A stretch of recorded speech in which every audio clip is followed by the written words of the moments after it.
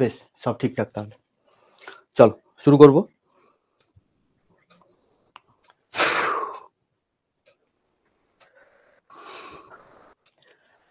তো আজকের class animal tissue নিয়ে, অর্থাৎ প্রাণী কলা নিয়ে।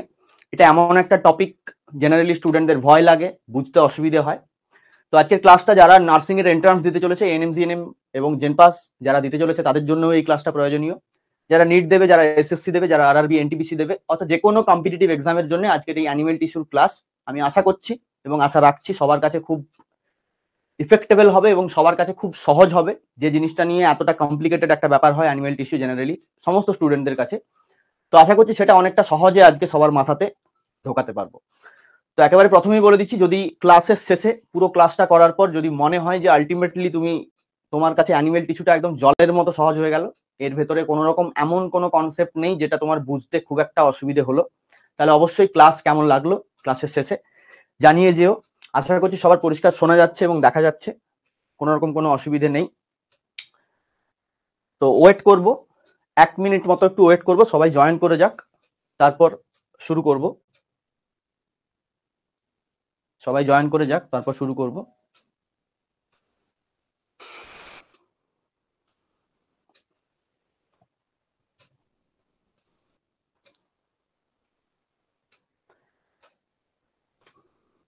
বেশ, চলো let's start.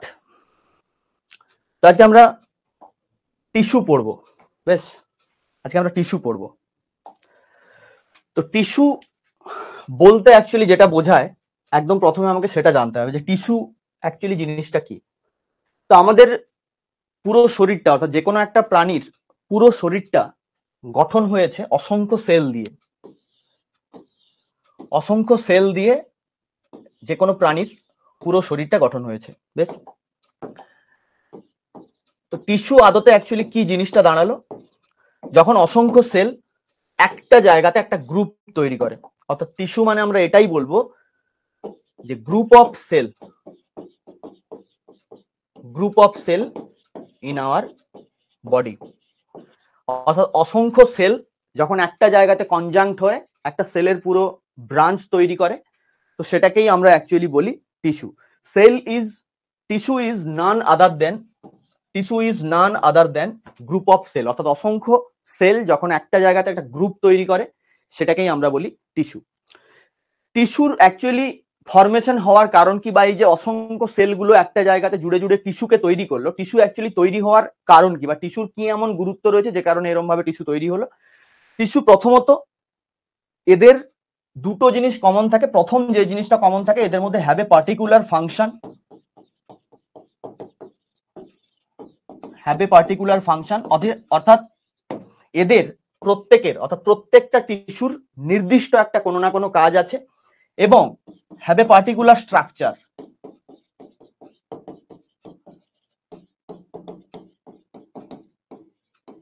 Have a particular function and have a particular structure. অর্থাৎ এদের নির্দিষ্ট কোনো একটা কাজ আছে এবং নির্দিষ্ট একটা স্ট্রাকচার আছে। এবং একটা জিনিস এদের মধ্যে কমন হয়, এদের যে স্ট্রাকচারটা এটা সিমিলার হয়। অর্থাৎ have a particular function and have a similar structure. বেশ, এরা অ্যাকচুয়ালি এই যে গ্রুপ করে থাকে, গ্রুপ করে থাকার জন্য এদের উদ্দেশ্যটা কি, এদের আলটিমেট যেটা উদ্দেশ্য, ফর্মিং দ্য বিল্ডিং। এরা একটা বিল্ডিং তৈরি করে, একটা বিল্ডিং ফর্ম করে, forming the building of organs. মানে আদতে এদের সব থেকে বড় যেটা কাজ গিয়ে দাঁড়ালো, যে আলটিমেটলি এরা এরম ভাবে একটা বিল্ডিং যখন তৈরি করছে, গ্রুপ অফ সেলস, যেটাকে আমরা বলছি টিস্যু, টিস্যুর আলটিমেটলি যেটা function, forming the building of organs. অর্থাৎ এরা আদতে অর্গানকে তৈরি করতে চলেছে। তো এটাই হচ্ছে টিস্যু। এবার একটা জিনিস যেটা নর্মাল কনসেপ্ট আমাকে সবসময় জানতে হবে, যে সেল থাকে, এইভাবে থাকে সেল। এবার সেল এরকম অসংখ্য সেল যখন একটা জায়গাতে গ্রুপ অফ সেল তৈরি করলো, অসংখ্য সেল যখন একসাথে মিলে একটা গ্রুপ তৈরি করলো, গ্রুপ অফ সেল, তখন তাকে আমরা বলছি টিস্যু। গ্রুপ অফ সেল যখন তৈরি করলো তখন তাকে আমরা বলছি টিস্যু। এবার এই টিস্যু আলটিমেটলি এরম গ্রুপ করে করে যাদেরকে তৈরি করে তারাই হলো আলটিমেটলি অর্গান।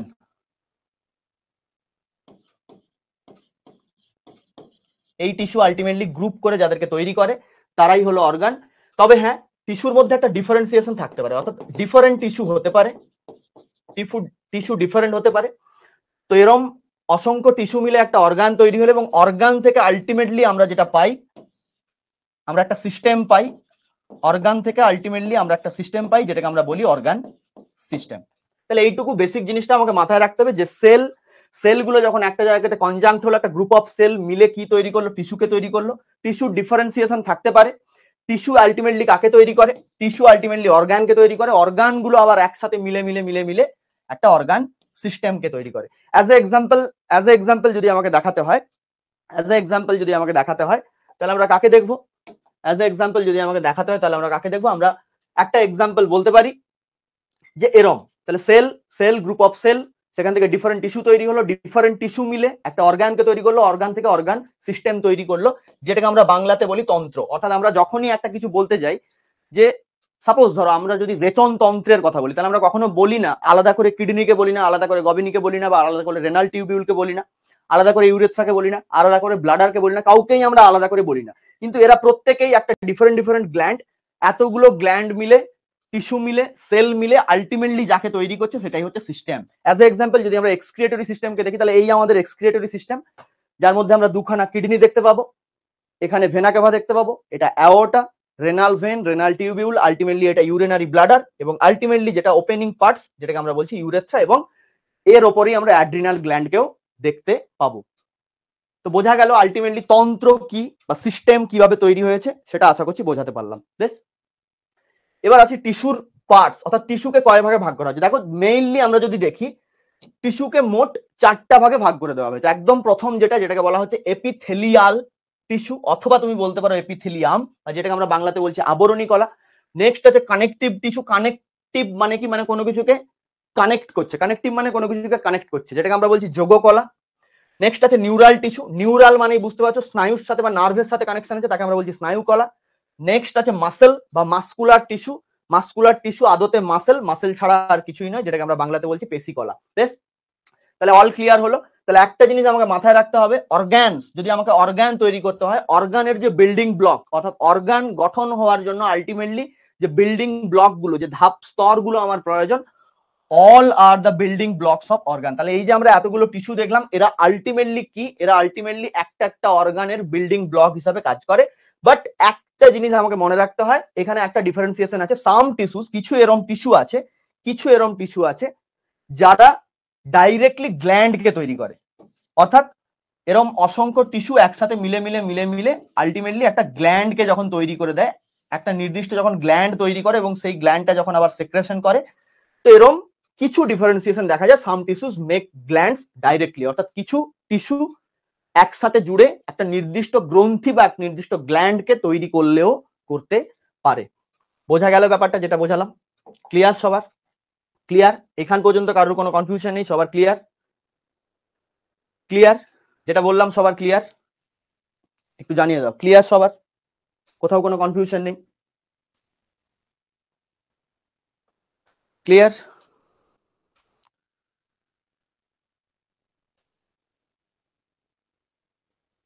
বেশ, চল আমরা একদম প্রথমে কাকে দেখব? একদম প্রথমে আমরা দেখব নিউরাল টিস্যু।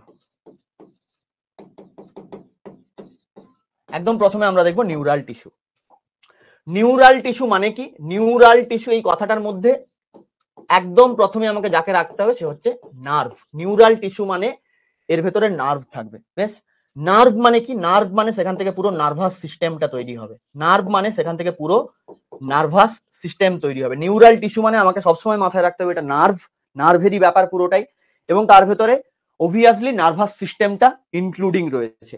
এবার এর ভেতরে আমরা কাকে কাকে পাবো? যেমন আমরা নার্ভকে পাবো, নার্ভের সাথে আমরা ব্রেনকে পাবো, নার্ভের সাথে আমরা মস্তিষ্ক বা ব্রেনকে পাবো, এবং তার সাথে আমরা স্পাইনাল কর্ড বা সুষুম্না কাণ্ডকেও পাবো। অর্থাৎ আলটিমেটলি এই যে পুরো ব্রাঞ্চটা যাকে তৈরি করছে সেই হচ্ছে নার্ভাস সিস্টেম। বোঝা গেল? তাহলে আমি একটু আগে বললাম যে তন্ত্রকে যদি তৈরি করতে হয়, আলটিমেটলি যখন অর্গান সিস্টেম তৈরি হচ্ছে সেখানে কি হচ্ছে, ডিফারেন্ট অর্গান গুলো কাজে লাগছে, যার মধ্যে ডিফারেন্ট টিস্যু আছে, ডিফারেন্ট টিস্যুর মধ্যে গ্রুপ অফ সেলস আছে, যার মধ্যে সিঙ্গেল অসংখ্য সেল আছে। তো আলটিমেটলি ব্যাপারটা ওটাই জানলে, তাহলে এরা প্রত্যেকে একটা আলাদা organ, brain, nerve, spinal cord, এরা প্রত্যেকে মিলে অসংখ্য টিস্যু এবং সেল মিলে আলটিমেটলি সিস্টেমকে তৈরি করছে, যেটা আমরা নিউরাল টিস্যুর ক্ষেত্রে দেখছি। কোন সিস্টেম তৈরি হচ্ছে? নার্ভাস সিস্টেম তৈরি হচ্ছে। বেশ, নিউরাল টিস্যুর মধ্যে মেইনলি আমাকে কি জানতে হবে, নিউরাল টিস্যুর মধ্যে সেল কি থাকে, নিউরাল টিস্যুর মধ্যে সেলস কি থাকে, অর্থাৎ এই টিস্যুর মধ্যে কোন কোন কোষ থাকে। এই টিস্যুর মধ্যে মেইনলি দু রকমের কোষ থাকে, এই টিস্যুর মধ্যে মেইনলি দু রকমের কোষ থাকে, এক হচ্ছে নিউরন বা স্নায়ু কোষ, দ্বিতীয়ত হচ্ছে নিউরোগ্লায়া, আর কি জানতে হবে, নিউরন এবং নিউরোগ্লায়া এর মধ্যে নিউরন কি হিসেবে কাজ করে, নিউরন মেইনলি ইউনিট হিসেবে কাজ করে, কার ইউনিট, নার্ভাস সিস্টেমের ইউনিট হচ্ছে নিউরন। বেশ, আর কি আমি জানবো নিউরন থেকে, নিউরনের পরিমাণ এখানে সব থেকে কম থাকে, নিউরনের পরিমাণ কম থাকে, কত থাকে, 10 to 20% মতো নিউরন থাকে। নিউরোগ্লায়াটা কি, নিউরোগ্লায়া অ্যাকচুয়ালি নার্ভাস সিস্টেমের মধ্যে সাপোর্ট হিসেবে কাজ করে, অর্থাৎ সাপোর্টিং সেল, অর্থাৎ এই যে একটা এত বড় কাজ হবে নার্ভাস সিস্টেমের মধ্যে, তো সেটার সাপোর্টটা দেয় নিউরোগ্লায়া, এবং অবভিয়াসলি এরা সাপোর্টিং করে বটে, কিন্তু এদের পরিমাণটাই সব থেকে বেশি, প্রায় 90% মতো, বা এনসিআরটি অনুযায়ী মোর দেন 50%। তাহলে নিউরাল টিস্যুর মধ্যে neuron unit of nervous system হিসেবে কাজ করে, যার পরিমাণ 10 to 20%, নিউরোগ্লায়া সাপোর্টিং সেল হিসেবে কাজ করে, বা নিউরোগ্লায়াল সেল, এটাকে লিখতেই পারো নিউরোগ্লায়াল সেল, যেহেতু সেল বললাম, এরা সাপোর্টিং সেল হিসেবে কাজ করে, এবং এরা মোর দেন 50%, প্রায় 90% এর কাছাকাছি এরা নিউরাল টিস্যুর মধ্যে থাকে। বেশ, নিউরোগ্লায়া সম্বন্ধে আমাকে কি আর জানতে হবে, নিউরোগ্লায়া সম্বন্ধে আমাকে কি আর জানতে হবে, নিউরোগ্লায়া সম্বন্ধে আমাকে কি আর জানতে হবে, নিউরোগ্লায়া এবং নিউরন, তাহলে দুখানা জিনিস। নিউরোগ্লায়ার মধ্যে মেইনলি এই চারটে পার্ট থাকে, নিউরোগ্লায়ার মধ্যে মেইনলি এই চারখানা পার্ট থাকে, অলিগোডেন্ড্রিয়া থাকে, সোয়ান সেল থাকে, অ্যাস্ট্রোসাইট থাকে এবং মাইক্রোগ্লিয়া থাকে। কি বললাম, তাহলে নিউরোগ্লায়া চারজনকে নিয়ে তৈরি হয়, অলিগোডেন্ড্রিয়া, সোয়ান সেল, অ্যাস্ট্রোসাইট, মাইক্রোগ্লিয়া। বোঝা গেল? নিউরোগ্লায়ার মধ্যে অলিগোডেন্ড্রিয়াটা মেইনলি কি এবং সোয়ান সেল, অলিগোডেন্ড্রিয়া এবং সোয়ান সেল, এদের দুজনকে তুমি একই সাথে রাখতে পারো, কারণ এদের আলটিমেট কাজটা একই। অ্যাস্ট্রোসাইট এবং মাইক্রোগ্লায়া আলাদা আলাদা কাজ করে। অলিগোডেন্ড্রিয়া এবং সোয়ান সেল, এদের দুজনের একটাই কাজ, এরা মায়োলিন শীথ তৈরি করে, অর্থাৎ নিউরনের মধ্যে যে মায়োলিন আবরণী সেটাকে তৈরি করে। এবার এদের মধ্যে একটাই জাস্ট ডিফারেন্সিয়েশন আছে, অলিগোডেন্ড্রিয়া সেন্ট্রাল নার্ভাস সিস্টেমের মায়োলিন শীথকে তৈরি করে, সোয়ান সেল পেরিফেরাল নার্ভাস সিস্টেমের মধ্যে মায়োলিন শীথকে তৈরি করে। তার মানে অলিগোডেন্ড্রিয়া সেন্ট্রাল নার্ভাস সিস্টেমের সাথে connected, Schwann cell peripheral nervous system বা পিএন এর সাথে কানেক্টেড। গেল, এবার আসো অ্যাস্ট্রোসাইট। অ্যাস্ট্রোসাইট মেইনলি তিনটে কাজ করে। প্রথমত এরা সাপোর্ট দেয়, আমি প্রথমেই বললাম নিউরোগ্লায়া বা নিউরোগ্লায়াল সেল মানেই কি, সাপোর্টিং সেল। তার মধ্যে অ্যাস্ট্রোসাইট সাপোর্ট দেয়, ক্ষতস্থান নিরাময়ের কাজ করে এবং প্রত্যেকটা নিউরনকে পুষ্টি যোগায়, নিউট্রিশন অফ নিউরন। তাহলে অ্যাস্ট্রোসাইটের এই তিনখানা কাজ। নেক্সট মাইক্রোগ্লিয়া আছে, মাইক্রোগ্লিয়াকে বলা হয় ফ্যাগোসাইট সেল অফ নিউরন, অর্থাৎ নিউরনের মধ্যে একটাই সেল আছে যারা ফ্যাগোসাইটোসিস করতে পারে এবং এরা ইমিউনো সেল হিসাবে কাজ করে। ফ্যাগোসাইট করছে মানে কি, ইমিউনো সেল হিসাবে কাজ করছে। কি করে এরা, একটা নিউরনের মধ্যে যদি কোনো ড্যামেজ হয়, কোনো নিউরনের মধ্যে যদি কাটাছেঁড়া হয়, যে কোনো রকমের ড্যামেজ হয়, তো সেই ড্যামেজটাকে আলটিমেটলি এরা কাভার করে, রিমুভ ড্যামেজ অফ নিউরনস। গেল, তাহলে কি বললাম, নিউরোগ্লিয়া মেইনলি চারটে জিনিস নিয়ে তৈরি, অলিগোডেন্ড্রিয়া, সোয়ান সেল, অ্যাস্ট্রোসাইট, মাইক্রোগ্লিয়া। অলিগোডেন্ড্রিয়া কি করছে, সেন্ট্রাল নার্ভাস সিস্টেমের মায়োলিন শীথকে তৈরি করছে, হয়ে গেল। সোয়ান সেল কি করছে, পেরিফেরাল নার্ভাস সিস্টেমের মায়োলিন শীথকে তৈরি করছে, হলো। অ্যাস্ট্রোসাইট কি করছে, সাপোর্টিং সেল হিসেবে কাজ করছে, ক্ষতস্থান নিরাময়ে কাজ করছে। মাইক্রোগ্লিয়া কি করছে, মাইক্রোগ্লিয়া হচ্ছে one of the cell and only one cell of neuron যেটা ফ্যাগোসাইটোসিস করতে পারে। ফ্যাগোসাইটোসিস করছে মানে কি, যে কোনো রোগ জীবাণু বা যে কোনো ধরনের ড্যামেজ যেটা নিউরনের মধ্যে ঘটতে চলেছে সেটাকে কি করবে, রিমুভ করে দেবে ফ্যাগোসাইটোসিস পদ্ধতির দ্বারা। ক্লিয়ার? এই গেল আমার নিউরোগ্লিয়ার কাজ। নিউরনস নিয়ে আলাদা করে আর আমার বলার কিছু নেই, প্রত্যেকে সেই ছোট থেকে 7-8 থেকে নিউরনের ছবি দেখেছো। নিউরনের মধ্যে সেল বডি বা সোমা থাকে, with a nucleus and pure nucleus থাকে। নিউরোপ্লাজম, নিউরনের মধ্যে যে সাইটোপ্লাজম থাকে সেটাকে বলা হয় নিউরোপ্লাজম। অ্যাক্সন, ডেনড্রন এগুলো আমরা দেখতে পাবো। সেল অর্গানেলস হিসেবে আমরা mitochondria, Golgi body, endoplasmic reticulum এবং সেন্ট্রোজোম এদের প্রত্যেককে আমরা দেখতে পাবো, অর্থাৎ নিউরনের মধ্যে এই সেল অর্গানেলস গুলো থাকে। তবে এখানে আমাকে একটা জিনিসই জানতে হয় যে সেন্ট্রোজোম, নিউরনের মধ্যে যে সেন্ট্রোজোম থাকে সেটা ইনঅ্যাক্টিভ অবস্থাতে থাকে। যেহেতু নিউরনের সেন্ট্রোজোম ইনঅ্যাক্টিভ অর্থাৎ থাকে কিন্তু অকার্যকর হিসেবে থাকে, তো যে কারণে নিউরনের মধ্যে কখনো সেল ডিভিশন হয় না, নিউরনের মধ্যে কখনো সেল ডিভিশন হয় না, সেল ডিভিশন ডাজ নট অকার। এবং নিউরন অবভিয়াসলি নিউরন যে কারণে নিউরন অলওয়েজ G0 ফেজের মধ্যে বিলং করে, G0 ফেজের মধ্যে বিলং করে। তাহলে এই গেল আমার neural tissue. That's all for neural tissue. Neural টিস্যুর আমার আর কিছু জানার প্রয়োজন নেই, নিউরাল টিস্যুর আমার আর কিছু জানার প্রয়োজন নেই। তাহলে নিউরাল টিস্যু কি বললাম এতক্ষণ পর্যন্ত, প্রথম থেকে একটাবার ছোট্ট করে রিভাইজ হয়ে যাক। অসংখ্য সেল একসাথে জুড়ে যখন একটা স্ট্রাকচার তৈরি করে, এই গ্রুপ অফ সেল, সেটাকে আমরা টিস্যু বলি। ডিফারেন্ট ডিফারেন্ট টিস্যু মিলে যাদের তৈরি হয় তাদেরকে আমরা অর্গান বলি। অর্গান বিভিন্ন রকমের হতে পারে, অনেকগুলো অর্গান মিলে যখন একটা পার্টিকুলার কোনো একটা বড় কাজ করে বা একটা ফাংশন করে, একটা বড় কোনো ফাংশন করে শরীরের মধ্যে, সেটাকে আমরা বলি সিস্টেম। এটুকু বোঝা গেছে। নিউরাল টিস্যু প্রথম আমরা পড়লাম, টিস্যু মেনলি 4 রকমের হয়, epithelial tissue, neural tissue, muscular tissue. তার মধ্যে নিউরাল টিস্যু আমরা প্রথমে পড়লাম। নিউরাল টিস্যুর মধ্যে দুখানা জিনিস থাকে, সেল থাকে দু রকমের, এক হচ্ছে নিউরন আর এক হচ্ছে নিউরোগ্লায়া। নিউরন কি করে? ইউনিট অফ নার্ভাস সিস্টেম হিসেবে কাজ করে। নিউরোগ্লায়া কি করে বা নিউরোগ্লায়াল সেল কি করে? সাপোর্টিং সেল হিসেবে কাজ করে। নিউরনের পরিমাণ কত? 10 to 20%। নিউরোগ্লায়ার পরিমাণ বেশি থাকে, সাপোর্টিং সেল হিসেবে কাজ করে 90% অর এনসিআরটি অনুযায়ী মোর দেন 50%। নিউরোগ্লায়ার মধ্যে আমরা 4 জনকে পেলাম, অলিগোডেন্ড্রিয়া, সোয়ান সেল, অ্যাস্ট্রোসাইট, মাইক্রোগ্লিয়া। নিউরনের মধ্যে কি কি আছে সেগুলো সব কভার করলাম। নিউরোগ্লায়ার কাজগুলো এখানে ইম্পর্টেন্ট পরীক্ষাতে। জেনারেলি এই নিউরোগ্লায়ার মধ্যে যারা থাকে, অলিগোডেন্ড্রিয়া, সোয়ান সেল, অ্যাস্ট্রোসাইট, মাইক্রোগ্লিয়া, এই 4 জনের কাজগুলোই মেনলি ইম্পর্টেন্ট হয়। এবং নিউরন সম্বন্ধে যখন আমরা পড়বো, নিউরনের আর আলাদা করে আমি নিউরন নিয়ে বললাম না, কারণ যেহেতু আমি টিস্যু পড়াচ্ছি, নিউরন নিয়ে অন্য ক্লাসে অবভিয়াসলি বলেছি। যেহেতু আমি টিস্যু পড়াচ্ছি, আলাদা করে নিউরনের স্ট্রাকচার দেখিয়ে পুরোটা ঘাঁটলাম না, কারণ টিস্যুর ক্লাসে এইটা জানার আমার প্রয়োজন নেই। নিউরনের ক্ষেত্রে একটা জিনিসই মনে রাখতে হবে যে সেল অর্গানেলস গুলো থাকে, তার মধ্যে সেন্ট্রোজোমটা ইনঅ্যাক্টিভ অবস্থাতে থাকে কিন্তু ইনঅ্যাক্টিভ থাকে, যে কারণে এদের cell division does not occur, always they are in G0 phase of cell cycle. বোঝা গেল? নিউরাল টিস্যু সবার ক্লিয়ার আছে? নিউরাল টিস্যু সবার ক্লিয়ার? ক্লিয়ার সবার নিউরাল টিস্যু? সবার নিউরাল টিস্যু ক্লিয়ার?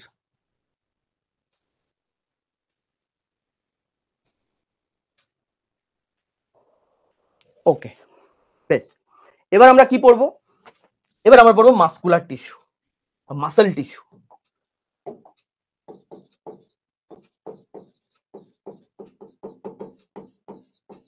এবার আমরা পড়বো মাসকুলার টিস্যু। মাসকুলার টিস্যু মানে আমি প্রথমেই কি বললাম? মাসকুলার টিস্যু নান আদার দেন মাসেল। মাসকুলার টিস্যু নান আদার দেন মাসেল। মাসকুলার টিস্যু আদতে মাসেল ছাড়া আর কিছুই নয়। মাসেল বা পেশি। পেশি বলতে অ্যাকচুয়ালি কি? পেশি বলতে অ্যাকচুয়ালি কি? পেশির সবথেকে বড় যেটা কাজ, পেশির সবথেকে যেটা বড় কাজ এবং অনলি কাজ, একটাই মাত্র কাজ, যে এরা দুটো রকম স্টেটে যেতে পারে। এরা দু রকমের স্টেটে যেতে পারে। এক, এরা কন্ট্রাকশন করতে পারে, অর্থাৎ সংকোচন করতে পারে। এক, এরা কন্ট্রাকশন করতে পারে। দুই, এরা রিল্যাক্সেশন করতে পারে। দুই, এরা রিল্যাক্সেশন করতে পারে। তাহলে একটা পেশির অনলি ফাংশন যেটা, এটাই এদের অনলি ফাংশন, আর কোনো এদের ফাংশন নেই। পেশির যেটা অনলি ফাংশন কি বললাম? যে পেশি কন্ট্রাকশন বা সংকোচন হতে পারে এবং পেশির প্রসারণ বা রিল্যাক্সেশন হতে পারে। এটাই আমার পেশির গুরুত্বপূর্ণ কাজ। তাহলে মাসকুলার টিস্যু কে থাকবে এর মধ্যে? মাসকুলার টিস্যুর মধ্যে তাহলে থাকবে কে? মাসকুলার টিস্যুর মধ্যে থাকবে মাসেল সেল। তাহলে মাসেল সেল দিয়ে মাসকুলার টিস্যু তৈরি হবে, মাসেল সেল দিয়ে মাসকুলার টিস্যু তৈরি হবে। এবার আমাকে জানতে হবে যে মাসকুলার টিস্যু বা মাসেল টিস্যুকে কয় ভাগে ভাগ করে দেওয়া হয়েছে। মাসেল টিস্যুকে মেইনলি দু ভাগে ভাগ করা হয়েছে। মাসেল টিস্যুকে মেইনলি দু ভাগে ভাগ করা হয়েছে।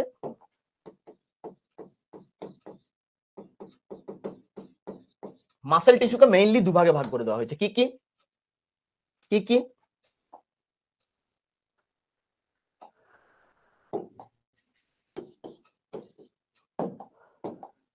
প্রথমটাকে বলা হচ্ছে ভোলান্টারি মাসেল, ভোলান্টারি মাসেল। দ্বিতীয়টা হচ্ছে ইনভলান্টারি মাসেল। ভলান্টারি মাসেল এবং ইনভলান্টারি মাসেল। ভলান্টারি মানে কি? ভলান্টারি এই কথাটার মানে কি? যেটাকে আমরা বাংলাতে বলি ঐচ্ছিক, যেটাকে আমরা বাংলাতে বলি ঐচ্ছিক। ইনভলান্টারি মানে কি? যেটা আমরা বাংলাতে বলি অনৈচ্ছিক, যেটা আমরা বাংলাতে বলি অনৈচ্ছিক। তাহলে মাসেল দু রকমের হয়, একটা ঐচ্ছিক পেশি বা ভলান্টারি মাসেল, একটা অনৈচ্ছিক পেশি বা ইনভলান্টারি মাসেল। ভলান্টারি মাসেল মানেটা কি? ঐচ্ছিক। অর্থাৎ আমি চাইলে, যদি আমি চাই তাহলে এই পেশিকে আমি সংকোচন প্রসারণ বা এই পেশিকে নাড়াচাড়া করে আমি যা খুশি করতে পারবো। বেশ, আমি চাইলে এই পেশিটাকে এইভাবে করতে পারি, আবার এইভাবেও করতে পারি। এবং এই আমার পায়ে যতগুলো পেশি আছে, যতগুলো পেশি আমার পায়ে আছে, পেশিগুলোকে কাজে লাগিয়ে আমি কি করতে পারি? আমি হাঁটাচলা করতে পারি। অর্থাৎ ইনভলান্টারি মাসেল মানে কি না, এরা আমাদের ইচ্ছা অনুযায়ী চলে। সরি, ভলান্টারি মানে কি? এরা আমাদের ইচ্ছা অনুযায়ী চলে, এরা আমাদের ইচ্ছা অনুযায়ী চলে। তার মানে ভলান্টারি মাসেল এমন একটা মাসেল যেটা যেটা হিউম্যানসের কন্ট্রোলে থাকে, একে আমরা কন্ট্রোল করতে পারি, একে আমরা কন্ট্রোল করতে পারি। এবং যেহেতু এই মাসেলকে আমরা কন্ট্রোল করতে পারি, যে কারণে এই মাসেলকে মুভমেন্ট করানোর জন্য মেইনলি এসএনএস কাজ করে, সোমাটিক নার্ভাস সিস্টেম কাজ করে। এই মাসেলকে মুভমেন্ট করানোর জন্য মেইনলি সোমাটিক নার্ভাস সিস্টেম কাজ করে। ভলান্টারি মাসেল মানে কি? যাদেরকে আমরা ইচ্ছা অনুযায়ী চালাতে পারবো।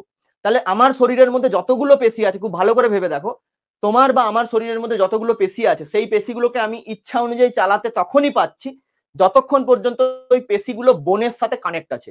অর্থাৎ অস্থির সাথে যতক্ষণ পর্যন্ত পেশি কানেক্ট আছে, ততক্ষণ পর্যন্ত আমরা পেশিগুলোকে নাড়াচাড়া করতে পারবো বা আমাদের ইচ্ছা অনুযায়ী যা খুশি করতে। আমি চাইলে হাতটা উপর দিকে তুললাম, মানে কি? আমার ইচ্ছা অনুযায়ী চললো। এবার এর ভেতরে যে বোন আছে, বোনটা অ্যাকচুয়ালি কাজ করছে। তার মানে ভলান্টারি মাসেল হচ্ছে সেই ধরনের মাসেল, আমাদের শরীরের মধ্যে যত বোনের মাসেল আছে, আই মিন এরা প্রত্যেকেই স্কেলিটাল মাসেল, এরা প্রত্যেকেই স্কেলিটাল মাসেল। তাহলে অল স্কেলিটাল মাসেল আর ভলান্টারি মাসেল। যতগুলো আমাদের শরীরের মধ্যে কঙ্কাল পেশি রয়েছে, প্রত্যেকেই, যতগুলো আমাদের শরীরের মধ্যে কঙ্কাল পেশি রয়েছে, প্রত্যেকেই এরা voluntary muscle. As a example কি বলবো? অ্যাজ এ এক্সাম্পল আমি কি বলবো? আমি বাইসেপসের কথা বলতে পারি, আমি ট্রাইসেপসের কথা বলতে পারি, এবং আমাদের পায়ের মধ্যে যত পেশি আছে, অল লেগ মাসেল, আমাদের পায়ের মধ্যে যত পেশি আছে সেগুলোর কথা বলতে পারি। অ্যাজ এ এক্সাম্পল হিসেবে আমি এগুলোকে বলতে পারি, অ্যাজ এ এক্সাম্পল আমি এগুলোকে বলতে পারি। যার মধ্যে বাইসেপস আর ট্রাইসেপস হচ্ছে সবথেকে ইউনিক এক্সাম্পল, সবথেকে ইউনিক এক্সাম্পল হচ্ছে বাইসেপস এবং ট্রাইসেপস। আর ভলান্টারি মাসেল সম্বন্ধে আমাকে কি জানতে হবে? না, ভলান্টারি মাসেল যেহেতু এর মেইন কাজটা কি বললাম, ভলান্টারি মাসেলের সবথেকে যেটা গুরুত্বপূর্ণ কাজ সেটা হচ্ছে যে এরা মুভমেন্টে কাজ করছে, এরা মুভমেন্ট করতে সাহায্য করে, অর্থাৎ গমনে কাজ করে, মুভমেন্ট করতে সাহায্য করে, অর্থাৎ গমনে কাজ করে। তাহলে যেহেতু এরা একটা প্রাণীকে গমন করতে সাহায্য করছে, তাহলে তার মধ্যে আমি অনেক কিছুই রাখতে পারি। আমি ওয়াকিং রাখতে পারি, অর্থাৎ হাঁটা চলা করতে সাহায্য করছে। আমি রাখতে পারি দৌড়ানোর জন্য সাহায্য করছে, রানিং এর ক্ষেত্রে। আমি রাখতে পারি লিফটিং, কোথাও ওঠানামার ক্ষেত্রে। তাহলে মেইনলি এরা এই কাজগুলোকে করছে, মুভমেন্টের মধ্যে ওয়াকিং, রানিং, লিফটিং, জাস্ট এই কাজগুলোকে করছে। এবার আসো ইনভলান্টারি মাসেল। ইনভলান্টারি মাসেল মানে কি? অনৈচ্ছিক। মানে আমি যদি আমার ইচ্ছে হয়, আমি চাইলে এই মাসেলকে কখনো নিজের থেকে চালাতে পারবো না, নিজের থেকে আমি একে চালাতে পারবো না। কেন না? এরা অটোমেটিক চলে। যেহেতু আমি নিজের থেকে চালাতে পারবো না, মানে কি? এরা অটোমেটিক চলে। তাহলে কোনো একটা মাসেল যদি অটোমেটিক চলে, তাহলে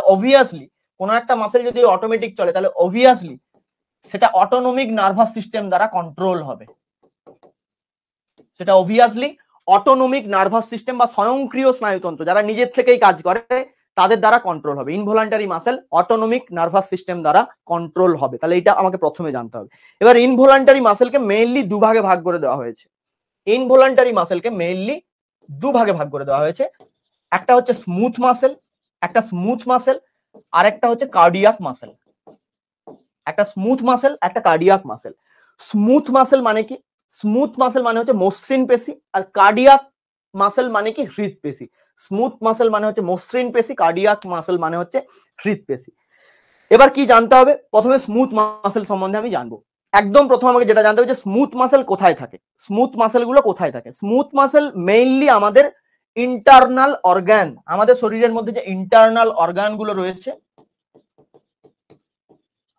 যত ইন্টারনাল অর্গান রয়েছে তাদের মধ্যে থাকে। As a example stomach, as a example তুমি বলতে পারো ইন্টেস্টাইন এটসেট্রা। আর কোথায় আমরা পাবো? আমরা ব্লাড ভেসেলের মধ্যে পাবো, আমরা ব্লাড ভেসেলস এর মধ্যে এদেরকে পাবো। এবার ভালো করে ভেবে দেখো, তাহলে কোনো একটা মাসেল যদি স্টোমাক, ইন্টেস্টাইন এই জায়গাগুলোতে থাকে, কোনো একটা মাসেল যদি স্টোমাক, ইন্টেস্টাইন এই জায়গাগুলোতে থাকে বা ব্লাড ভেসেলে থাকে, তাহলে তাদের মেইনলি ফাংশনটা কি হবে? তাদের মেইনলি ফাংশনটা কি হবে? স্টোমাক, ইন্টেস্টাইন মানে এরা ডাইজেশনে কাজ করছে, স্টোমাক ইন্টেস্টাইন মানে এরা ডাইজেশনে কাজ করবে এবং এরা ব্রেথিং এও কাজ করতে পারে, এবং এরা ব্রেথিং বা শ্বাস প্রশ্বাস বিনিময়েও কাজ করতে পারে, এবং এরা ব্রেথিং এও কাজ করতে পারে। তাহলে ডাইজেশন এবং ব্রেথিং হচ্ছে মেইনলি স্মুথ মাসেলের কাজ। কার্ডিয়াক মাসেল মানে কি? কার্ডিয়াক মাসেল মানে এরা হার্টে থাকে। কার্ডিয়াক মাসেল মানে কি? Only in heart. হার্ট ছাড়া কার্ডিয়াক মাসেল আর কিছুই নয়, হার্টের মধ্যে এই মাসেল থাকে। হার্টের মধ্যে এই মাসেলগুলো মেইনলি কি করে? এরা মেইনলি ব্লাড পাম্প করে। তাহলে ব্লাড পাম্পিং, ব্লাড পাম্পিং হচ্ছে কার্ডিয়াক মাসেলের সব থেকে বড় কাজ। ব্লাডকে পাম্প করাই কার্ডিয়াক মাসেলের সব থেকে বড় কাজ হলো। এইবার এইখানে আমাকে একটা জিনিস শুধু জানতে হবে, এইখানে আমাকে একটা জিনিস শুধু জানতে হবে কি? যারা ভলান্টারি মাসেল হয়, যারা ভলান্টারি মাসেল হয়, এই ভলান্টারি মাসেলগুলো, যারা ভলান্টারি মাসেল হয়, এই ভলান্টারি মাসেলগুলো মেইনলি এই সমস্ত মাসেলকে যদি ভালো করে দেখো, ভলান্টারি মাসেলগুলোকে যদি ভালো করে দেখা হয়, তাহলে তার মধ্যে ভলান্টারি মাসেলের মধ্যে সাদা কালো দাগ থাকে। এইরকম সাদা কালো দাগ থাকে ভলান্টারি মাসেলের মধ্যে, এরকম সাদা কালো দাগ থাকে, এরকম ডোরা কাটা দাগ থাকে। তাহলে এর মধ্যে আমরা কি দেখতে পাবো? এর মধ্যে ব্ল্যাক এন্ড হোয়াইট ব্যান্ড থাকে, সাদা কালো এরকম এরকম ব্যান্ড থাকে, যে কারণে এই মাসেলগুলোকে দেখতে এরকম রেখার মতো হয়, যে কারণে এই মাসেলগুলোকে দেখতে এরকম রেখার মতো হয়, এবং যে কারণে এদেরকে বলা হয় স্ট্রেটেড মাসেল, এবং যে কারণে এদেরকে বলা হয় স্ট্রেটেড মাসেল, যে কারণে এদেরকে বলা হয় স্ট্রেটেড মাসেল। তাহলে কি বললাম? এদেরকে রেখার মতো দেখতে হয়। এই কারণেই দেখবে এদের যে বাংলাটা, স্ট্রেটেড মাসেলের বাংলাটা ওই যে বললাম রেখার মতো দেখতে হয়, এই কারণে এই পেশির বাংলা নামটা হচ্ছে রৈখাকার পেশি,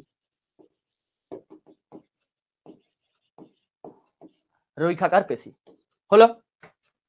ঠিক এরম এই যে রৈখাকার পেশির মধ্যে যেমন বললাম যে ব্ল্যাক এন্ড হোয়াইট এরম ডোরাকাটা ব্যান্ড থাকে, ঠিক সেম জিনিসটা আমরা কার্ডিয়াক মাসেলের মধ্যেও দেখতে পাবো। আমরা যদি কার্ডিয়াক মাসেলকে দেখি, কার্ডিয়াক মাসেলের মধ্যেও same black and white strip বা ব্যান্ড আমরা দেখতে পাবো, ব্ল্যাক এন্ড হোয়াইট স্ট্রিপ বা ব্যান্ড আমরা দেখতে পাবো, যে কারণে কার্ডিয়াক মাসেলও একটা স্ট্রেটেড মাসেল, যে কারণে কার্ডিয়াক মাসেলও একটা স্ট্রেটেড মাসেল, যে কারণে কার্ডিয়াক মাসেলও একটা স্ট্রেটেড মাসেল। তাহলে ভলান্টারি মাসেল এর সাথে একজনেরই কানেকশন আছে, সেটা হচ্ছে কার্ডিয়াক মাসেল, এবং এদের দুজনের থেকে একজনই আলাদা, সেটা হচ্ছে স্মুথ মাসেল। স্মুথ মাসেলের মধ্যে ব্যাপারটা কি আছে না, এরা স্মুথ। স্মুথ মানে কি? মসৃণ। মসৃণ মানে ওই একটাই জিনিস যে এই পেশিগুলোর মধ্যে ব্ল্যাক এন্ড হোয়াইট ব্যান্ড গুলো থাকে না। স্মুথ মাসেলের মধ্যে ব্ল্যাক এন্ড হোয়াইট স্ট্রিপ বা ব্যান্ড গুলো থাকে না। তাহলে এখানে লিখে রাখো নো স্ট্রিপ। তাহলে যেহেতু কোনো স্ট্রিপ থাকে না, যে কারণে এরা পুরো মসৃণ হয়, যে কারণে এরা পুরো মসৃণ হয় বা এদেরকে দেখতে মসৃণ লাগে, যে কারণে এরা পুরো মসৃণ হয় বা এদেরকে দেখতে মসৃণ লাগে। বোঝা গেল সবার? Any confusion? ক্লিয়ার সবার? ক্লিয়ার সবার? ক্লিয়ার? কোনো কনফিউশন নেই? জানাও কমেন্টে। ক্লিয়ার আছে সবার? কোনো কনফিউশন নেই বুঝতে? যেটুকু বললাম ক্লিয়ার আছে সবার? কোনো কনফিউশন নেই বুঝতে? যেটুকু বললাম সবার ক্লিয়ার আছে? কোনো কনফিউশন নেই বুঝতে? তাহলে আমরা একবার রিপিট করি, আমরা একবার মাসেল টিস্যুকে রিপিট করি। তাহলে মাসেল টিস্যু মানে কি? মাসেল, মাসেল সেল দিয়ে মাসেল টিস্যু তৈরি হয়। মাসেল টিস্যু মানে আদতে তারা মাসেল। মাসেল এর একটাই কাজ কন্ট্রাকশন এন্ড রিল্যাক্সেশন, অর্থাৎ সংকোচন এবং প্রসারণ করা। বেশ, সংকোচন এবং প্রসারণ করা হচ্ছে মাসেল টিস্যুর সবচেয়ে গুরুত্বপূর্ণ এবং একমাত্র কাজ। মাসেল দু রকমের হতে পারে, voluntary muscle, involuntary muscle. Voluntary মানে কি? যাদেরকে আমরা নিজের ইচ্ছাতে চালাতে পারবো, যে কারণে এদের বলা হয় ঐচ্ছিক পেশি।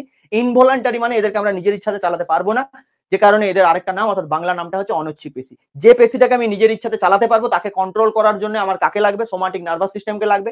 যে পেশি আমার ইচ্ছের বিরুদ্ধে করবে অর্থাৎ আমি চাইলে তাকে কিছু কাজ করাতে পারবো না, সে নিজে নিজেই কাজ করবে, তার জন্য আমাকে স্বয়ংক্রিয় স্নায়ুতন্ত্র বা অটোনমিক নার্ভাস সিস্টেমকে কাজে লাগাতে হবে। ভলান্টারি মাসেলের ক্ষেত্রে আর আমরা কি দেখলাম? ভলান্টারি মাসেলের যেটা মেইন কাজ যে আমাদের হিউম্যান লোকোমোশনে কাজ করে অর্থাৎ আমাদের গমনে সাহায্য করে। আমাদের হাতের মধ্যে বাইসেপস ট্রাইসেপস, পায়ের মধ্যে যত পেশি আছে এবং যত স্কেলিটাল মাসেল আছে অর্থাৎ যে সমস্ত মাসেলগুলোকে আমরা কঙ্কাল পেশি হিসেবে বলি বা যে সমস্ত মাসেলগুলো আমাদের বোনের সাথে কানেক্টেড আছে, সমস্ত স্কেলিটাল মাসেলই হচ্ছে ভলান্টারি মাসেলের উদাহরণ। আর ভলান্টারি মাসেল সম্বন্ধে আমরা কি জানলাম না এই মাসেলগুলোর মধ্যে ব্ল্যাক এন্ড হোয়াইট স্ট্রিপ বা ব্যান্ড দেখা যায় যে কারণে এদের নাম স্ট্রেটেড মাসেল বা রৈখাকার পেশি। এবার আছে ইনভলান্টারি মাসেল বা অনৈচ্ছিক পেশি। অনৈচ্ছিক পেশি কি বললাম? তাহলে আমার ইচ্ছের বিরুদ্ধে কাজ করবে অর্থাৎ আমার ইচ্ছেতে চলবে না, একে অটোনমিক নার্ভাস সিস্টেম কন্ট্রোল করে। দু রকমের হয়, স্মুথ মাসেল এবং কার্ডিয়াক মাসেল। স্মুথ মাসেল আমরা কোথায় দেখতে পাবো? এনি ইন্টারনাল অর্গান, তুমি স্টোমাকের কথা বলো, তুমি ইন্টেস্টাইনের কথা বলো, ব্লাড ভেসেলের কথা বলো, যে কোনো জায়গাতে আমরা পাবো। স্টোমাক ইন্টেস্টাইন বললেই একটা কাজ আমার মাথায় অটোমেটিক চলে আসবে, ডাইজেশন, আর রইল বাকি এরা ব্রিথিং এ সাহায্য করে। আর কি? এদের মধ্যে ব্ল্যাক এন্ড হোয়াইট ব্যান্ড থাকে না যে কারণে এদেরকে দেখতে মসৃণ হয়। কার্ডিয়াক মাসেল মানে কি? এরা হার্ট, কার্ডিয়াক মাসেল শুধুমাত্র হার্টেই থাকে, অন্য কোথাও থাকে না শরীরের মধ্যে। হার্টের মধ্যে মেইন কাজ কি এই মাসেলগুলো যেটা করে? ব্লাডকে পাম্পিং করে অর্থাৎ পুরো শরীরের মধ্যে রক্তটাকে ছড়িয়ে দেওয়ার জন্য এবং দূষিত রক্তকে টানার জন্য ব্লাডের অ্যাট্রিয়াম, হার্টের অ্যাট্রিয়াম এবং ভেন্ট্রিকেল গুলোকে এরা পাম্প করে অর্থাৎ ব্লাড পাম্পিং এর কাজটাই হচ্ছে এদের গুরুত্বপূর্ণ কাজ।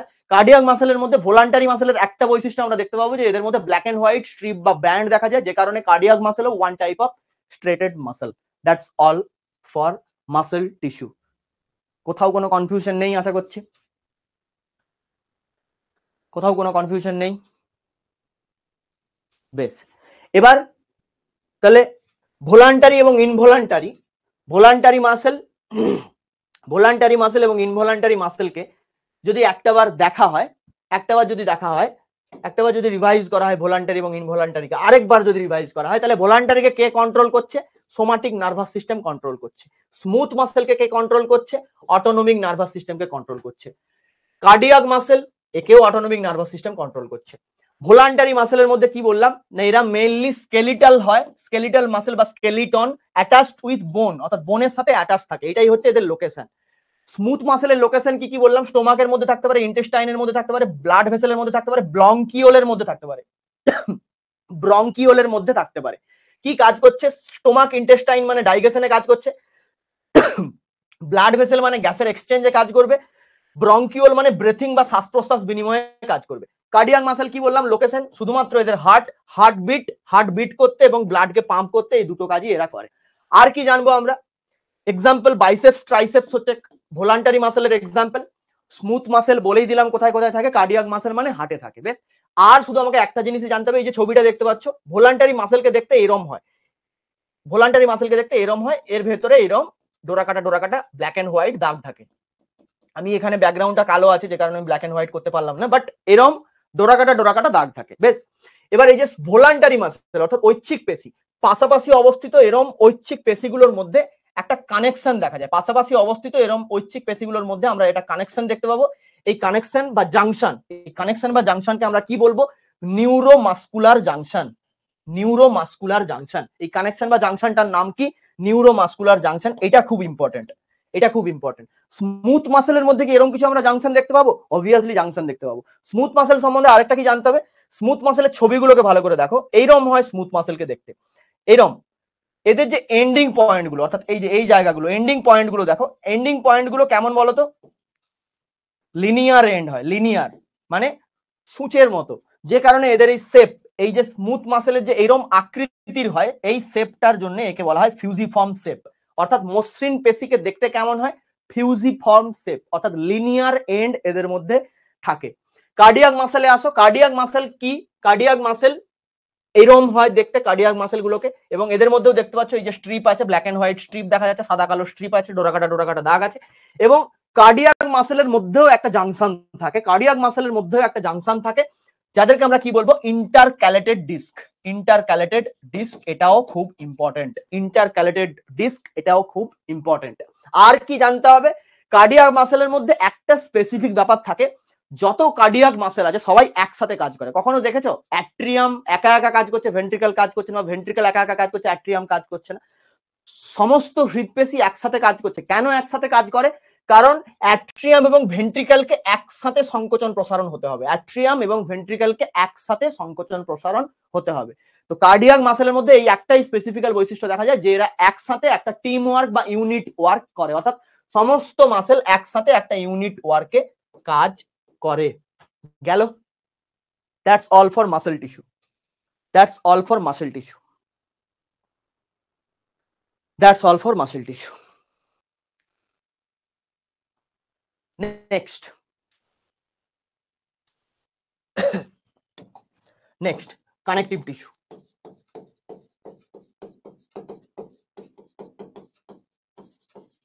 Connective tissue. কানেকটিভ টিস্যু মানে কি বলেছিলাম? এরা কানেকশন করবে। কানেকটিভ টিস্যু মানে কি বলেছিলাম? কানেকশন করবে, অর্থাৎ কারুর না কারুর সাথে এরা যোগাযোগ তৈরি করবে, কারুর না কারুর সাথে যোগাযোগ তৈরি করবে। কানেকটিভ টিস্যুর প্রথম যে জিনিসটা আমাকে মাথায় রাখতে হবে, এটা হচ্ছে মোস্ট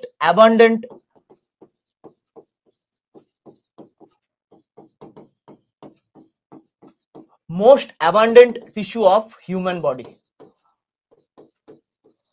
অ্যাবান্ডেন্ট মানে কি? এই যে অ্যাবান্ডেন্ট মানে কি? অ্যাবান্ডেন্ট মানে হচ্ছে সর্বাধিক, মানে আমরা সবচেয়ে বেশি আমাদের শরীরের মধ্যে কানেকটিভ টিস্যুকেই দেখতে পাবো। সবচেয়ে বেশি আমরা শরীরের মধ্যে কানেকটিভ টিস্যুকেই দেখতে পাবো। এবং আরেকটা জিনিস আমাকে জানতে হয়, mostly found in animal.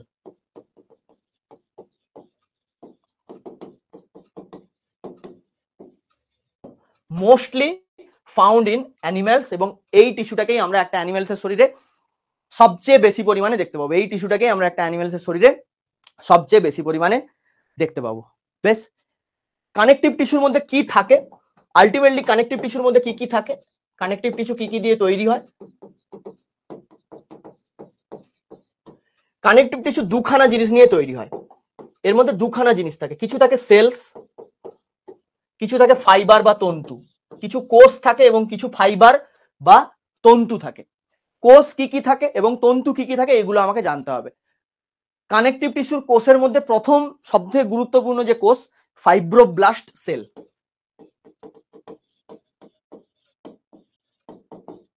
Fibroblast cell. Fibroblast cell. Next কি? ম্যাক্রোফেজ। নেক্সট কি? ম্যাক্রোফেজ। তাহলে ফাইব্রোব্লাস্ট সেল, ম্যাক্রোফেজ। নেক্সট কি? অ্যাডিপোসাইট। অ্যাডিপোসাইট মানে কি? এদেরকে বলা হয় ফ্যাট সেল। অ্যাডিপোসাইট মানে কি? Fat sell. আর কি থাকে? Plasma cell. Plasma cell. আর কি থাকে?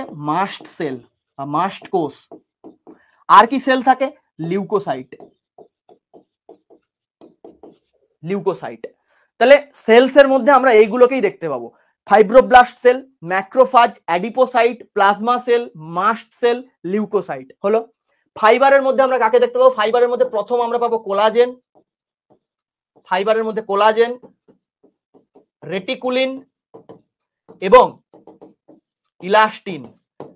কোলাজেন, রেটিকুলিন এবং ইলাস্টিন। কোলাজেন, রেটিকুলিন এবং ইলাস্টিন। গেল। ফাইব্রোব্লাস্ট সেলের গুরুত্বপূর্ণ কাজটা কি? ফাইব্রোব্লাস্ট সেল অ্যাকচুয়ালি কি করতে আছে? Fibroblast cell formation of fibre. তাহলে এরা কি করে? এরা ফাইবার তৈরি করে বা তন্তু তৈরি করে। ফাইব্রোব্লাস্ট সেল ফাইবারকে তৈরি করে। ম্যাক্রোফেজ মানে কি? ম্যাক্রোফেজ তোমরা প্রত্যেকেই জানো, এরা এই কাজটা করে। ম্যাক্রোফেজ মানে এরা কি করবে? এরা ফ্যাগোসাইটোসিস করবে। ফ্যাগোসাইটোসিস করা মানে কি? মানে এরা ইমিউনো সেল হিসাবে কাজ করে। এরা ইমিউনো সেল হিসাবে কাজ করে, অর্থাৎ অনাক্রম্যতা শক্তিতে কাজে লাগে। অ্যাডিপোসাইট মানে কি? Fat sell. ফ্যাট সেল মানে কি? এরা ফ্যাটকে স্টোর করে, ফ্যাটকে স্টোর করে রাখে, অর্থাৎ ফ্যাট সঞ্চয়ে কাজ করে। Plasma cell. প্লাজমা সেল মানে কি? প্লাজমা সেল মানে কি জানবো? প্লাজমা সেল আর মাস্ট সেল ওই একই কাজ, এরাও ইমিউনো সেল হিসাবে কাজ করে। প্লাজমা সেল এবং মাস্ট সেল একই কাজ, ইমিউনো সেল হিসাবে কাজ করে। লিউকোসাইট, ডব্লিউবিসি, এর কাজ আমরা প্রত্যেকেই জানি, আর আলাদা করে আমার মনে হয় বলার প্রয়োজন নেই। যতগুলো লিউকোসাইট আছে প্রত্যেকের স্পেসিফিক্যাল কাজ হয় এবং এই কাজগুলো আমরা প্রত্যেকেই জানি। হলো। তাহলে কানেকটিভ টিস্যুর মধ্যে কি কি সেল থাকে এবং কি কি ফাইবার থাকে সেটুকু আমরা দেখলাম। এবার কানেকটিভ টিস্যুর টাইপস দেখবো। এবার কানেকটিভ টিস্যু টাইপস দেখবো।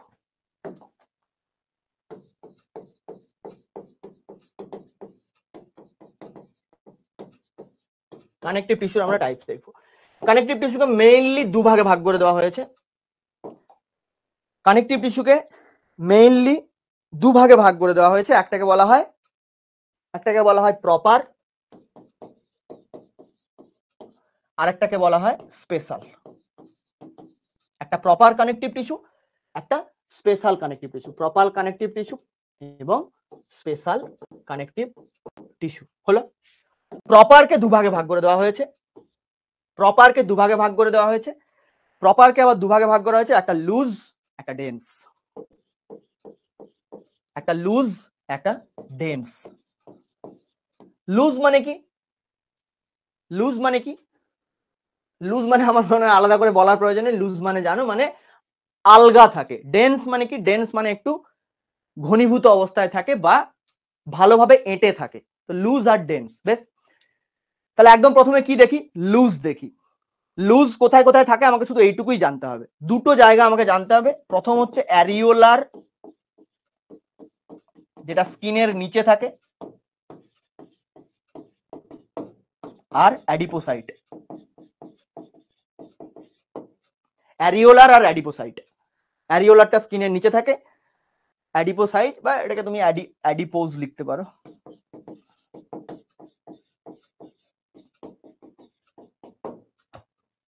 হলো।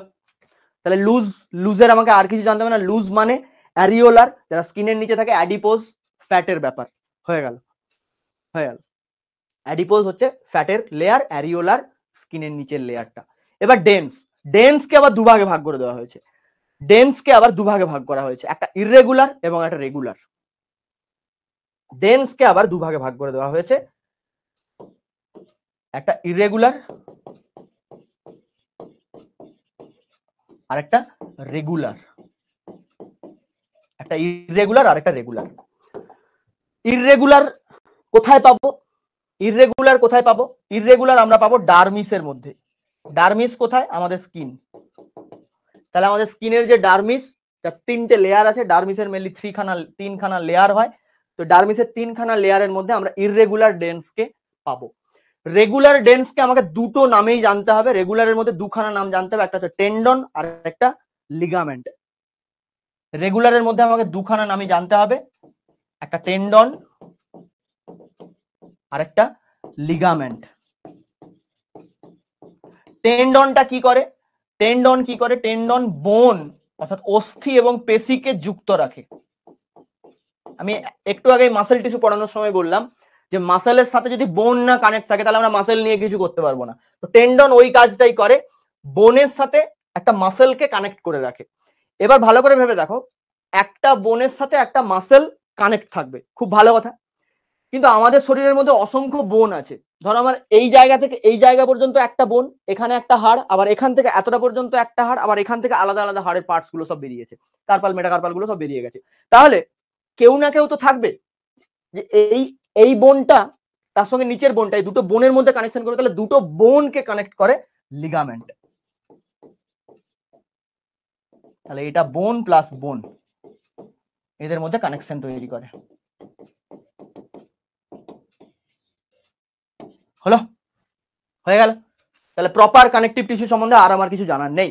তাহলে প্রপার কানেকটিভ টিস্যুকে দুভাগে ভাগ করে দেওয়া হচ্ছে, একটা হচ্ছে লুজ আর একটা ডেন্স। লুজটা কোথায় থাকে? লুজ দুটো জায়গায় আমাকে জানতে হবে, এক হচ্ছে অ্যাডিপোজ আর আমাদের স্কিনের মধ্যে যে অ্যারিওলার লেয়ার আছে। হয়ে গেল। ডেন্সকে দুভাগে ভাগ করে দেওয়া হয়েছে, একটা রেগুলার একটা ইরেগুলার। রেগুলার কোথায় থাকে? আমাদের স্কিনের 3 লেয়ার অফ ডার্মিস, এপিডার্মিস, ডার্মিসের যে তিনটে লেয়ার আছে, এপিডার্মিস, এন্ডোডার্মিস, তো সেই তিনটে লেয়ারের মধ্যে আমরা ডেন্সের রেগুলারকে পাবো, ইররেগুলারকে পাবো। ডেন্সের রেগুলার কোথায় পাবো? ডেন্সের রেগুলার দুটো জায়গাতে পাবো, বোন আর বোনকে কানেক্ট করেছে লিগামেন্ট, বোন আর মাসেলকে কানেক্ট করেছে টেন্ডন।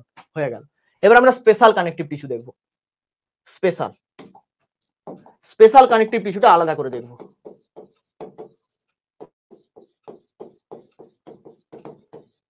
স্পেশাল কানেকটিভ মানে তার মধ্যে এর মধ্যে কিছু স্পেশাল ব্যাপার আছে। স্পেশাল কানেকটিভ মানে কি? এর মধ্যে কিছু না কিছু একটা স্পেশাল ব্যাপার আছে। কি স্পেশাল ব্যাপারটা আছে?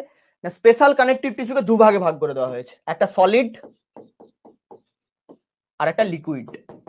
সলিড আর লিকুইড আমার মনে হয় আলাদা করে আমার বলার প্রয়োজন নেই, সলিড মানে সবাই বোঝো, লিকুইড মানেও সবাই বোঝো। সলিডের মধ্যে আমরা কাকে কাকে রাখবো? সলিডের মধ্যে আমরা কাকে কাকে রাখবো? সলিডের মধ্যে আমরা দুজনকে রাখবো, এক হচ্ছে বোন আর একটা হচ্ছে কার্টিলেজ। বোন এবং কার্টিলেজ, সলিডের মধ্যে আমরা দুজনকে রাখবো, একটা হচ্ছে বোন এবং আরেকটা হচ্ছে কার্টিলেজ। লিকুইডের মধ্যে একটা জিনিস আমাকে জানতে হবে যে লিকুইড কানেকটিভ টিস্যু এমন একটা কানেকটিভ টিস্যু, আমরা যখন কানেকটিভ টিস্যু একটু আগে পড়লাম তার আগে আমরা কানেকটিভ টিস্যুর মধ্যে দেখেছি যে ফাইবার থাকে, কোলাজেন ফাইবার থাকে, রেটিকুলিন ফাইবার থাকে, ইলাস্টিন ফাইবার থাকে, কিন্তু ব্লাড আর লিম্ফ অর্থাৎ আমাদের রক্ত এবং লসিকা এরা প্রত্যেকেই লিকুইড কানেকটিভ টিস্যু, এরা প্রত্যেকেই তরল যোগকলা, কিন্তু এদের মধ্যে কোনো ফাইবার থাকে না, এদের মধ্যে কোনো তন্তু থাকে না। তাহলে এইটা একটা এক্সেপশন যেটা আমাকে ব্লাড আর লিম্ফের ক্ষেত্রে জানতে হবে, যে ব্লাড এবং লিম্ফ এরা এমনই এক রকমের কানেকটিভ টিস্যু যাদের মধ্যে কোনো রকমের ফাইবার থাকে না, দেয়ার ওয়াজ নো ফাইবার, এইটুকু আমাকে জানতে হবে। এবার বোন থেকে আমাকে কি জানতে হবে? বোন মেইনলি কি হয়? বোন মেইনলি এরা হার্ড হয়। হার্ড মানে কি? খুব শক্ত হয়। আর কি তুমি পারবে চাইলে একটা বোনকে বাঁকিয়ে দিতে পারবে? কখনো পারবে না, ভেঙে যাবে কিন্তু বাঁকবে না। তাহলে বোন নন প্লায়েবল। আর কি? বোন এর মধ্যে একটা সেল থাকে, যে সেলটার নাম হচ্ছে অস্ট্রোসাইট সেল। বোন তাহলে কোন সেল দিয়ে তৈরি হয়? বোন এই অস্টোসাইট, এটা অস্টিও হবে। বোন অস্টিওসাইট সেল দ্বারা তৈরি হয়। এবার আর আমাকে এখান থেকে কি জানতে হবে? বোনের যে অস্টিওসাইট সেলটা, এটা কোথায় থাকে? এটা ল্যাকুনার মধ্যে থাকে। এইরকম হয়, এটা বোনের কোর পার্টটা দেখাচ্ছি, একটা বোনের কোর পার্ট দেখাচ্ছি।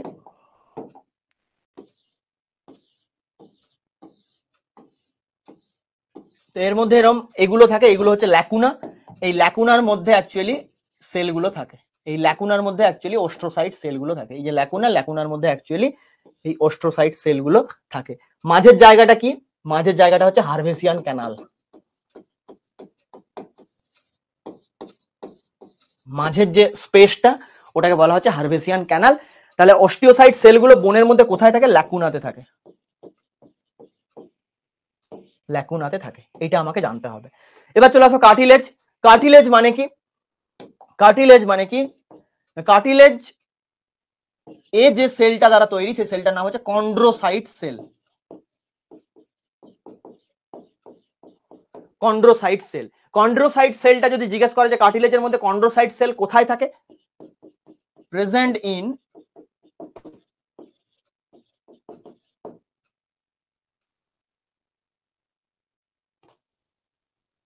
ক্যাভিটি অফ ম্যাট্রিক্স, অর্থাৎ এদের ম্যাট্রিক্সের ভেতরের যে ম্যাট্রিক্স থাকে তার ক্যাভিটির মধ্যে বা তার ভেতরে গর্তের মধ্যে থাকে, ম্যাট্রিক্সের গর্তের মধ্যে থাকে। বেশ, আর কার্টিলেজ সম্বন্ধে আমাকে কি জানতে হবে?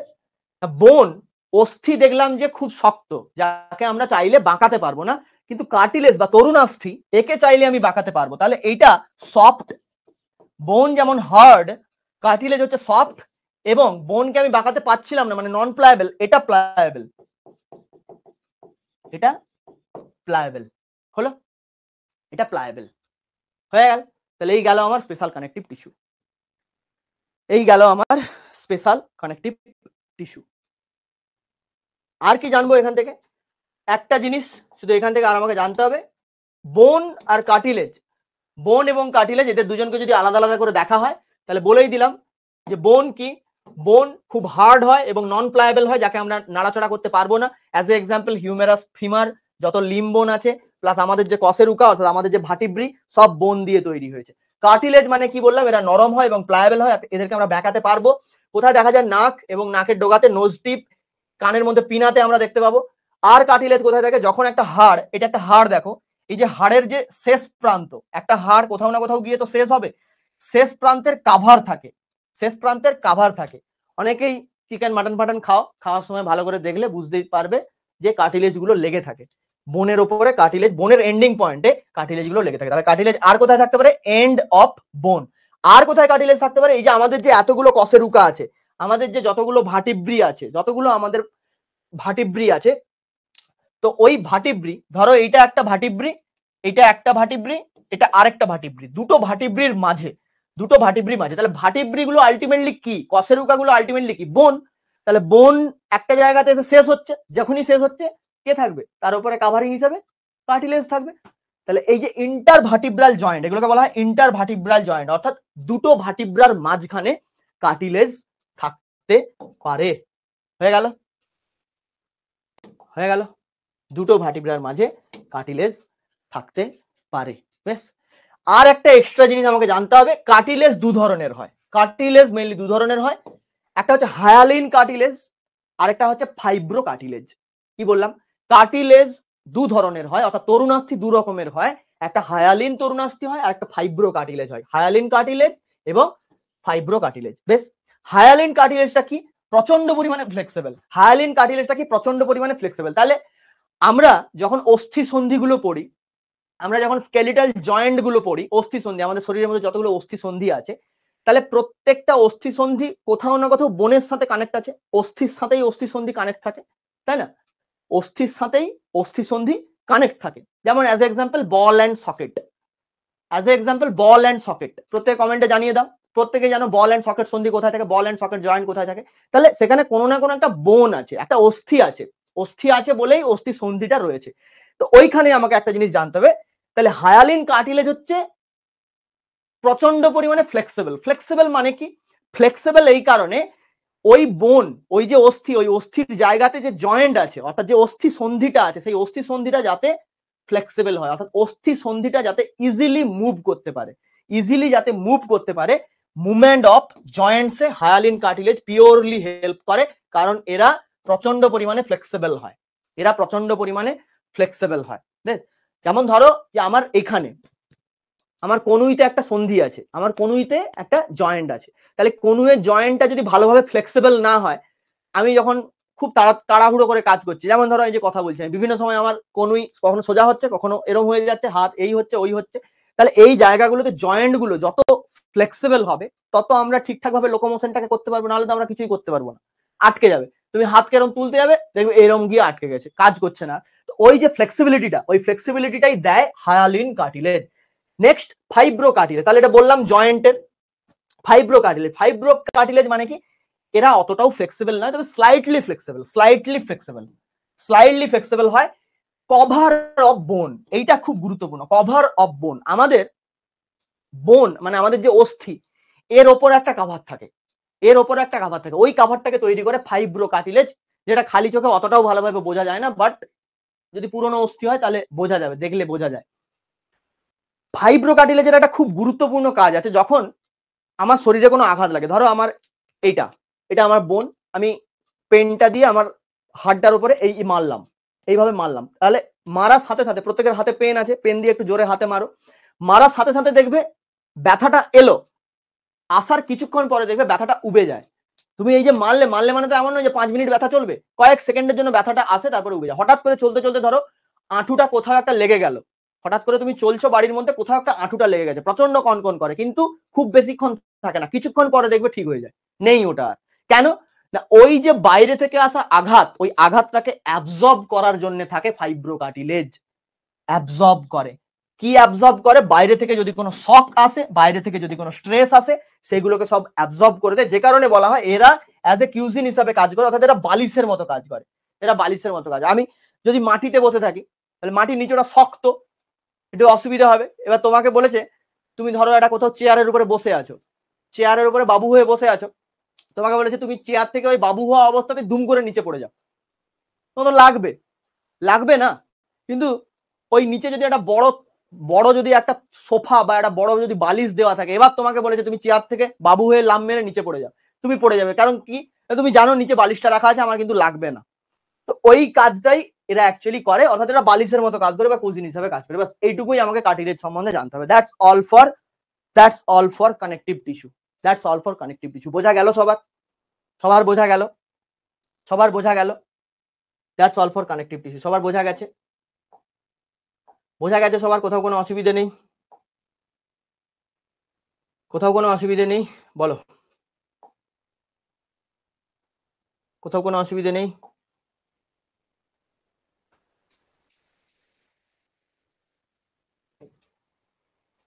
বেশ বেশ, হয়ে গেল।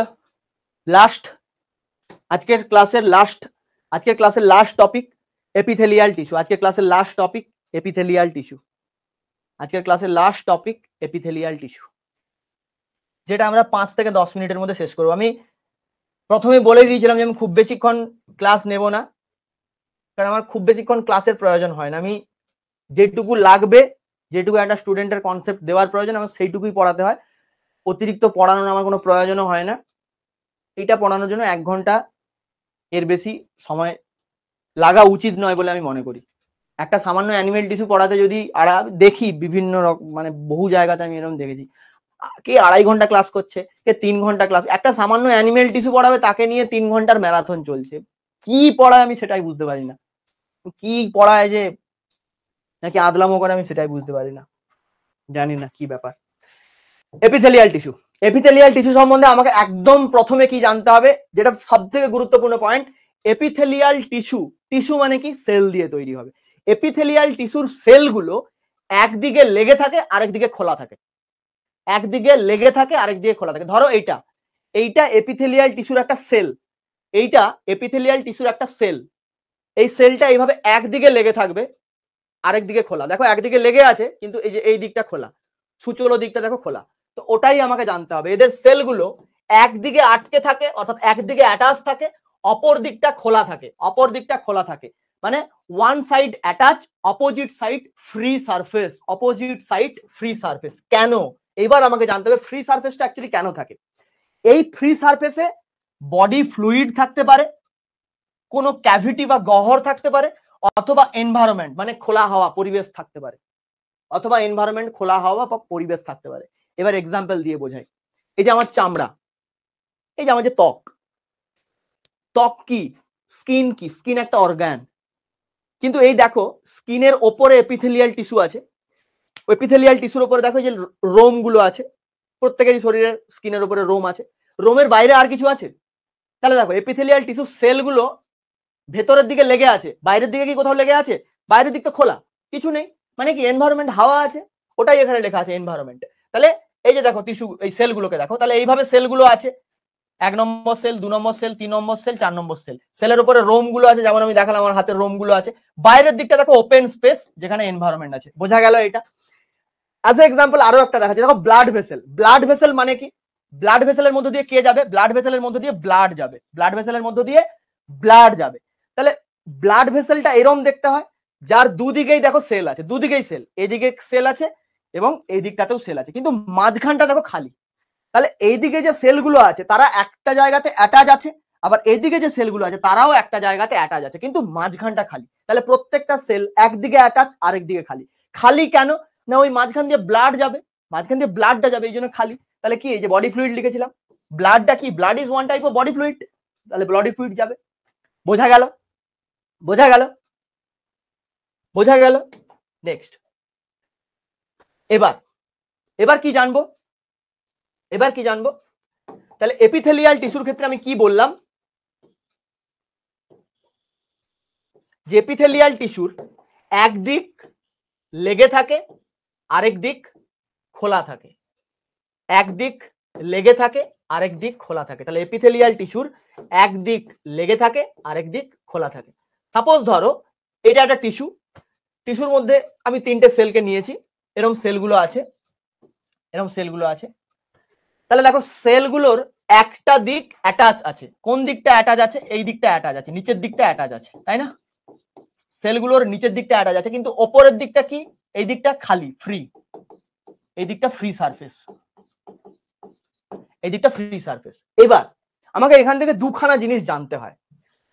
এই যে সেলগুলো যে অ্যাটাচ আছে, সেলগুলো যে অ্যাটাচ আছে, এই যে দেখো এই জায়গাটাতে, এই জায়গাটার মধ্যে যে সেলগুলো অ্যাটাচ হয়ে আছে, মানে এই জায়গাটাতে সেলগুলো অ্যাটাচ আছে, এইটা কি?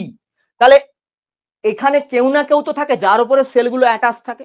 এই যে সেলগুলো এর উপরে বসে আছে, তাহলে ওটার নাম তো কিছু একটা আছে। তো যেখানে সেলগুলো অ্যাটাচ থাকে সেই যে মেমব্রেনটা, এটাকেই বলা হয় বেসমেন্ট মেমব্রেন। এটা কি মেমব্রেন? এটাকেই বলা হয় বেসমেন্ট মেমব্রেন। এটাকে বলা হয় বেসমেন্ট মেমব্রেন। এবার আর একটা জিনিস এখানে জানতে হয়, এই বেসমেন্ট মেমব্রেন আর সেল, তাহলে সেল কার সাথে লেগে থাকে? বেসমেন্ট মেমব্রেনের সাথে চিপকে থাকে। সেলকে বেসমেন্ট মেমব্রেনের সাথে চিপকে রাখার জন্য আরেকজন কানেক্ট করে। এইরকম জায়গাগুলোতে একজন কানেক্ট করে, এই জায়গাগুলোতে একজন কানেক্ট করে। তো সেলকে বেসমেন্ট মেমব্রেনের সাথে ধরে রাখতে যারা কানেক্ট করে, যে জায়গাগুলো আমি লাল কালি দিয়ে দেখালাম, এই যে কানেকশন পয়েন্ট গুলো, এইটাকে বলা হয় হেমিডেসমোজোম। এটাকে বলা হয় হেমিডেসমোজোম। এটাকে বলা হয় হেমিডেসমোজোম। এটাকে বলা হয় হেমিডেসমোজোম। এটা আমাকে মনে রাখতে হবে। একে বলা হয় হেমিডেসমোজোম। এটা আমাকে মনে রাখতে হবে। হলো হলো এবার এপিথেলিয়াল টিস্যুর সম্বন্ধে তাহলে আমি এই কয়েকটা জিনিসই বললাম। এপিথেলিয়াল টিস্যুর সম্বন্ধে আমি কয়েকটা জিনিসই বললাম। প্রথম পয়েন্ট কি বললাম? যে এদের একদিক লেগে থাকে, আরেক দিক খোলা থাকে। খোলা দিকে বডি ফ্লুইড থাকতে পারে, ক্যাভিটি থাকতে পারে, এনভায়রনমেন্ট থাকতে পারে। যেমন আমাদের স্কিনের বাইরের দিকে এনভায়রনমেন্ট আছে, ব্লাড ভেসেলের মধ্যে খোলা দিকটাতে ব্লাড থাকে, ব্লাড একটা বডি ফ্লুইড হলো। নেক্সট কি বললাম? যে এইভাবে যদি আমরা সেলগুলোকে দেখি, সেলগুলো একটা জায়গাতে একটা মেমব্রেনের উপরে বসে থাকে, যে মেমব্রেনটাকে আমরা বলি বেসমেন্ট মেমব্রেন। এবং এই বেসমেন্ট মেমব্রেন আর সেল, এদের দুজনকে, সেল এবং বেসমেন্ট মেমব্রেন, এদেরকে যে কানেক্ট করে রাখে তাকে আমরা কি বলি? হেমিডেসমোজোম বলি। এবার বাকি এপিথেলিয়াল টিস্যু পড়ার আগে আমাকে একটা জিনিস সম্বন্ধে জানতে হবে, যেটার নাম সেল জাংশন। বাকি পড়ার আগে আমাকে একটা জিনিস সম্বন্ধে জানতে হবে, যেটার নাম সেল জাংশন। যেটার নাম সেল জাংশন। সেল জাংশনটা বুঝতে হবে এপিথেলিয়াল টিস্যুকে পড়ার জন্য। যে কারণে আমি এপিথেলিয়াল টিস্যুটা আর এগোলাম না, তার আগে আমি সেল জাংশনটা বোঝাই। বেশ, সেল জাংশনটা আমার রেডি করাই আছে, আমি জাস্ট কুইক একটা রিভাইজ করব। সেল জাংশন কি? সেল জাংশন মেইনলি তিন রকমের হয়, তিনটে ছবি দেখতে পাচ্ছ, এই তিন রকমের সেল জাংশন হয়। একদম প্রথম আমি কি মনে রাখবো? প্রত্যেকটা টিস্যুর মধ্যে সেল জাংশন থাকবেই। Present in every tissue, present in every tissue, cell junction প্রত্যেকটা টিস্যুর মধ্যেই থাকবে। সেল জাংশন মেনলি তিন রকমের হয়। প্রথম একটা জাংশন দেখো, যেখানে একটা সেল আরেকটা সেলের সাথে, যেখানে দেখো একটা সেল আরেকটা সেলের সাথে এইভাবে একদম পুরো যেন সিমেন্ট দিয়ে লাগিয়ে রাখা আছে, পুরো যেন সিমেন্ট দিয়ে লাগিয়ে রেখে দিয়েছে।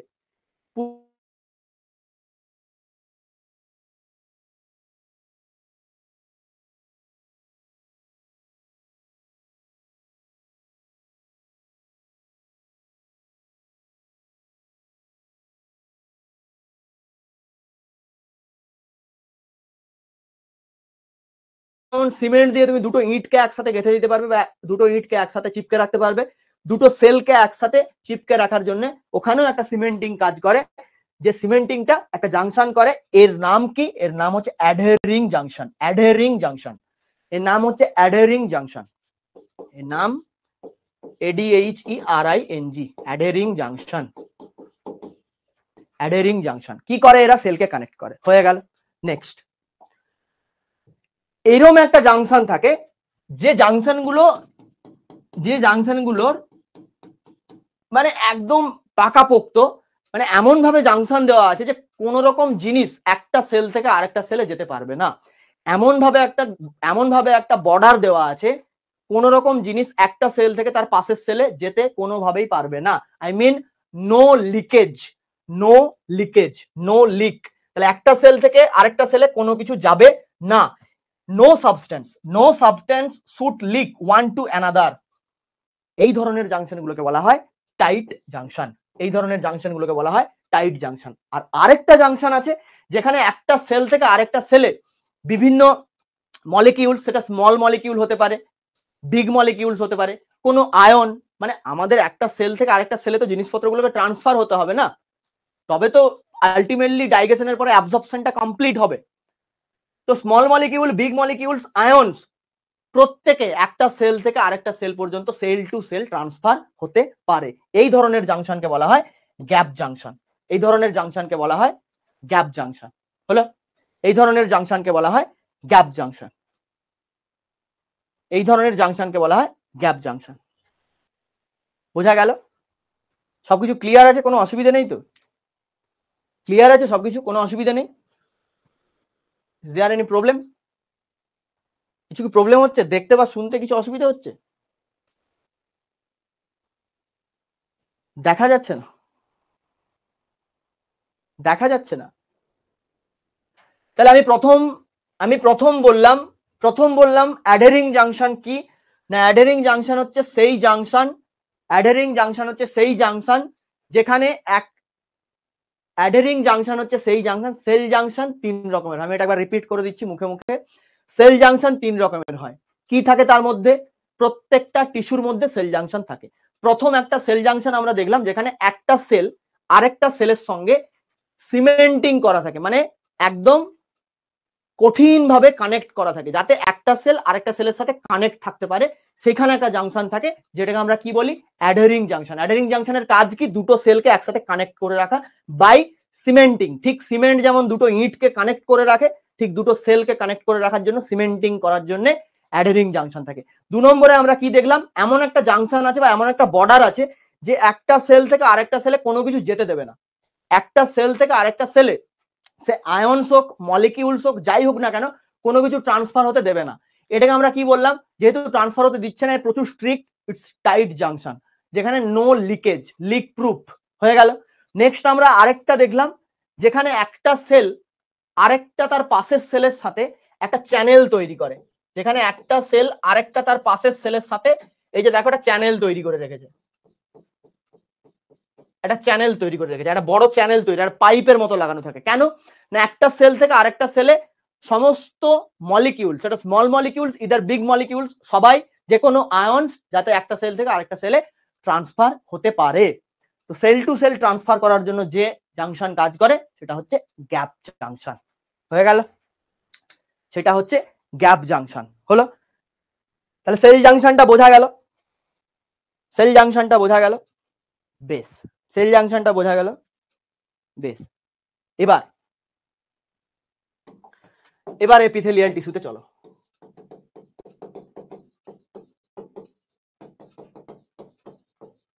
এবার এপিথেলিয়াল টিস্যুতে চলো। এপিথেলিয়াল টিস্যু কি? এপিথেলিয়াল টিস্যুর একদম প্রথম আমাকে জানতে হবে যে এপিথেলিয়াল টিস্যুর মধ্যে কি সেল থাকে। টিস্যু মানেই সেল থাকবে, টিস্যু মানেই তার মধ্যে সেলস থাকবে। এপিথেলিয়াল টিস্যুর মধ্যে কি কি সেল থাকে সেগুলো আমাকে জানতে হবে। একদম প্রথম এক রকমের সেল থাকে যেগুলো এইরকম হয় দেখতে।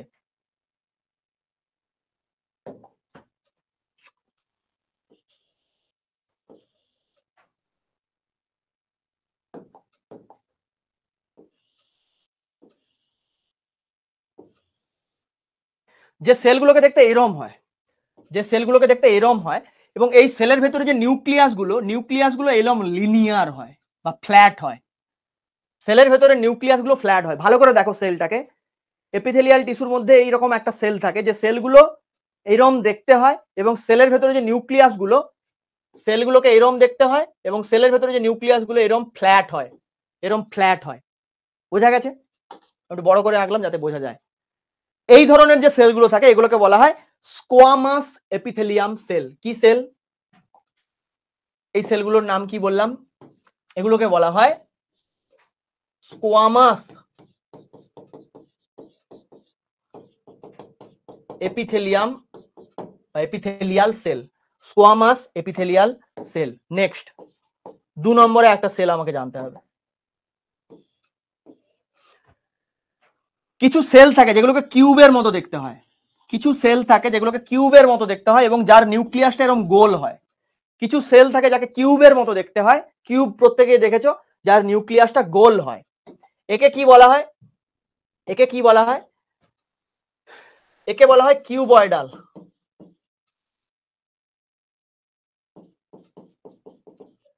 Cuboidal epithelial cell. কিউবয়েডাল কেন? কারণ কিউবের মতো দেখতে। কিউবয়েডাল এই কারণে কারণ কিউবের মতো দেখতে। আর কি? এদের নিউক্লিয়াসটাকে ভালো করে দেখো। এদের নিউক্লিয়াসটা দেখো রাউন্ড শেপ, মানে গোলাকার নিউক্লিয়াস হয়। তাহলে এদের নিউক্লিয়াস রাউন্ড শেপ হয়। এর আগে যে স্কোয়ামাস এপিথেলিয়াম সেল বললাম, এদের নিউক্লিয়াসটা কেমন হয়? ফ্ল্যাট। এদের নিউক্লিয়াসটা কেমন হয়? ফ্ল্যাট, ফ্ল্যাট শেপ বা লিনিয়ার শেপ, ফ্ল্যাট, ফ্ল্যাট হয়। 3 নম্বরে আরেক রকমের সেল আছে যাদেরকে কলামের মতো দেখতে হয়। কলাম মানে আমরা কি জানি কিরকম কলাম কেমন হয়? এটা একটা কলাম, এই একটা কলাম, এই একটা কলাম, এই আর একটা কলাম, এরকম লম্বা লম্বা কলাম গুলো হয় না? এরকম লম্বা লম্বা কলাম গুলো হয়। তো এইরকম কলামের মতো দেখতে হয়, এরকম কিছু সেল থাকে, কলামের মতো দেখতে হয়, এরকম কিছু সেল থাকে, কলামের মতো দেখতে হয়, এরকম কিছু সেল থাকে, যাদের নিউক্লিয়াসটা বেসমেন্ট পর্দা, যাদের নিউক্লিয়াসটা বেসমেন্ট পর্দার কাছাকাছি থাকে এবং গোল হয়, যাদের নিউক্লিয়াসটা বেসমেন্ট পর্দার কাছাকাছি থাকে এবং গোল হয়, এদেরকে আমরা বলবো কি? এদেরকে আমরা বলবো কলামনার। এদেরকে আমরা বলবো columnar epithelial cell, columnar epithelial cell. হয়ে গেল।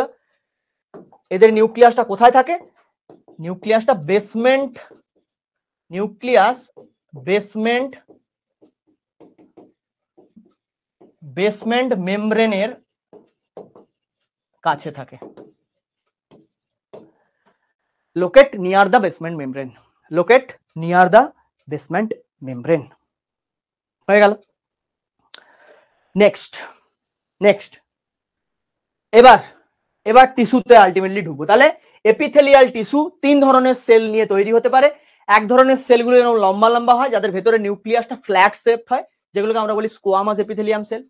আরেক ধরনের সেল থাকে যারা কিউবের মতো দেখতে হয়, এরকম চারকোনা হয়, এবং যাদের ভেতরে নিউক্লিয়াসটা গোল হয়, সেগুলো বলা হয় কিউবয়েডাল এপিথেলিয়াল। কিউবয়েডাল বানানটা কিউ হবে না সি হবে, এটা রিচেক করে নিও। যার মধ্যে রাউন্ড শেপ নিউক্লিয়াস দেখতে পাই। আরেক রকমের সেল থাকে যাদেরকে কলামের মতো দেখতে হয়, এরকম কলামের মতো দেখতে হয়, তাদেরকে বলা হয় কলামনার এপিথেলিয়াল সেল, যাদের নিউক্লিয়াসটা বেসমেন্ট মেমব্রেনের কাছাকাছি থাকে, near the basement membrane. Clear? এটুকু সবার বোঝা গেছে। এবার আমরা আলটিমেটলি টিস্যুতে যাব। এটা সবার বোঝা গেছে, কোনো কিছু অসুবিধা নেই, কোনো কিছু অসুবিধা নেই। এবার আমরা আলটিমেটলি টিস্যুতে যাব। এবার আলটিমেটলি আমরা টিস্যুতে যাব। টিস্যু, চলো টিস্যুতে কি আছে দেখা যাক। চলো, রেডি, রেডি করা আছে। এপিথেলিয়াল টিস্যু মেইনলি দু রকমের হয়। এপিথেলিয়াল টিস্যু মেইনলি দু রকমের হয়, simple epithelial, compound epithelial. Epithelial tissue mainly দু রকমের হয়, সিম্পল এপিথেলিয়াল, কম্পাউন্ড এপিথেলিয়াল। কিরম হবে দেখতে? যদি সিম্পল হয়, যদি সিম্পল এপিথেলিয়াল সেল হয়, যদি সিম্পল এপিথেলিয়াল সেল হয়, এই হচ্ছে আমার বেসমেন্ট মেমব্রেন, তার উপরে সেলের একটাই লেয়ার থাকবে, সিঙ্গেল সেলের লেয়ার থাকবে, এদেরকে বলা হয় সিম্পল এপিথেলিয়াল। কি বললাম? একটা বেসমেন্ট মেমব্রেন, তার উপরে একটাই সেলের লেয়ার থাকবে, সেলের একটাই লেয়ার। মানে ধরো এটা বেসমেন্ট মেমব্রেন, কি দিয়ে বোঝাবো?